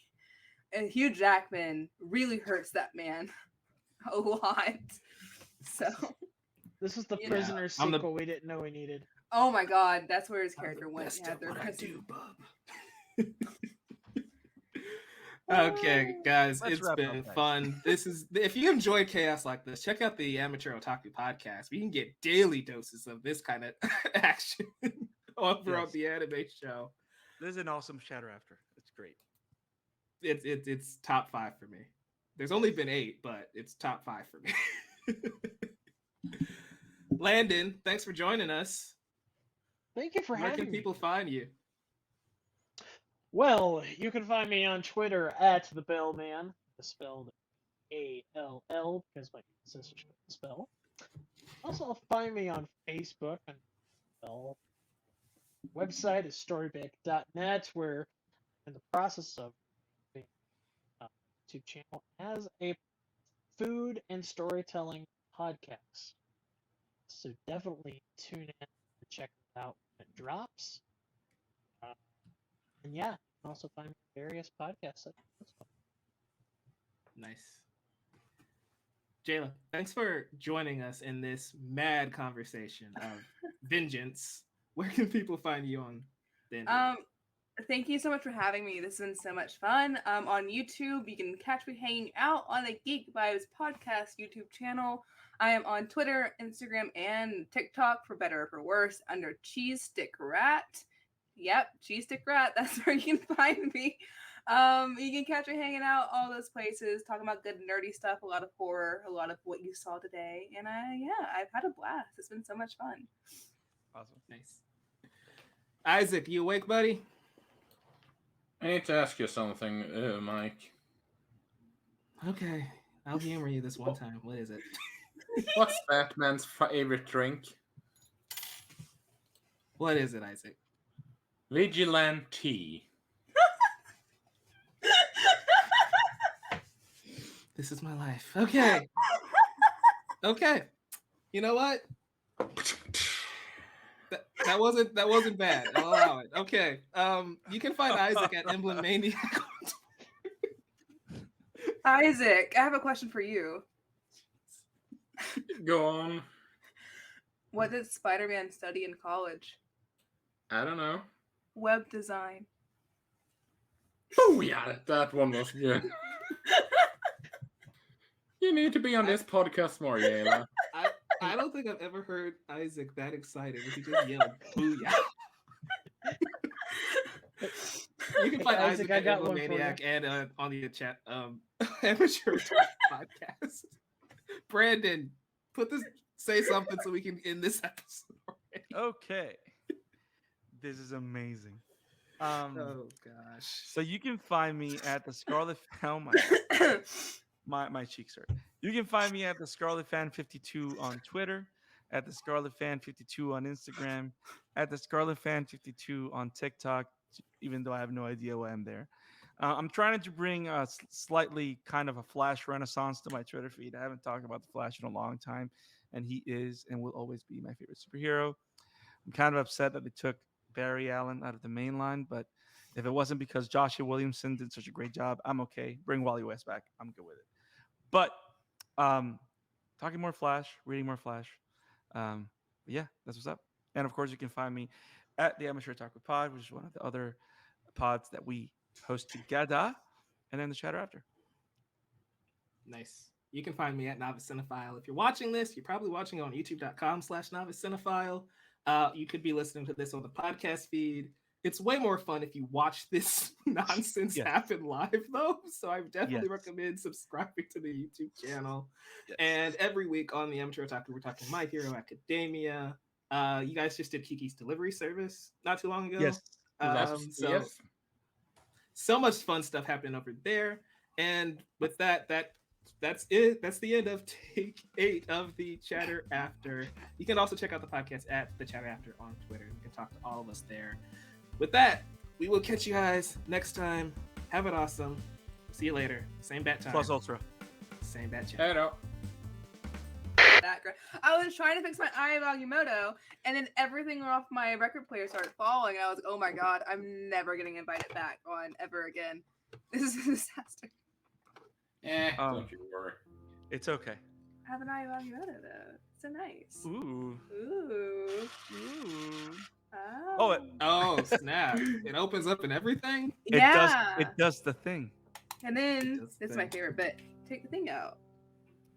Nice. Does it wait a minute. levitate, though, back to you? You know, it's a lot of work. So you know, I'm going to go on a limb here and say, you can just turn back time and you can erase the whole thumbling thing. Yeah, but I'd probably do it again because I am clumsy. Can you imagine after she goes back in time and forms another parallel timeline? So, and it just, everything else falls down as supposed to. The TVA are just going to be like, you can't get out of this. Yeah, it's Oh, there it goes. the TV. What's Rumbling. going on? I'm like, I have to do something with my hands because ADHD. Wow, so surprising.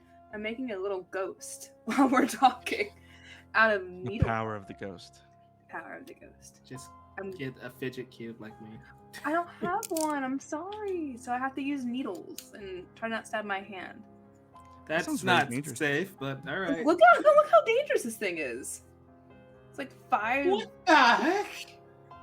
Yeah, I know. I live on the edge. The power of the edge. I was gonna say the thing I was gonna say that was gonna get me kicked off and never invited back again is, I do recognize Batman and Robin for. You should. Thank you, You should. as well as Batman Forever. So it's just the I two of wouldn't. us now, Isaac. What? What happened? Okay.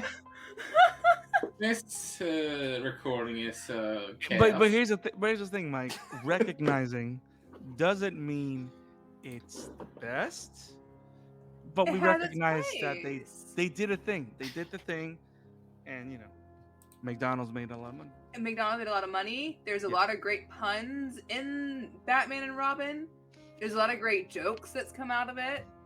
I'm All I- kicking all I Isaac can- out preemptively. All I can think about is them getting high on people's thoughts. Mike, That's never fixed either, though. Like he made I the know. entire city dumb, and they never Yep. fix it. So in Batman and Robin, is everyone just an idiot? Is that what Yes, it's that's supposed why to it's be? so bad. Well, here's the thing. Why do you think he's they keep getting? alive. Why do you think they keep getting away with bat nipples? Oh. I mean, that shouldn't be a social acceptable construct. I mean, but it bat is. nipples are hot, you know? I'm kidding. I'm kidding. I'm totally kidding. Right. Mike, Give me a minute. I'm Give me a gonna minute. pretend need I 2 heard seconds. none of that. I need 2 seconds. I I need 2 was seconds. kidding. Give me a Please. minute. Give me a minute. Do it. Oh Mike. my god. Yes, I don't sir. actually condone bat nipples. I need to ask please. you something. What is the question, Mr. Wolf? What do you call an injured Batman? What? Bruce Wayne. Oh boy. I got a feeling that Jayla knew the answer and just died before he said it. I'm sorry. I have a feeling this is going to be the hardest edit I'm ever going to have to do for this show.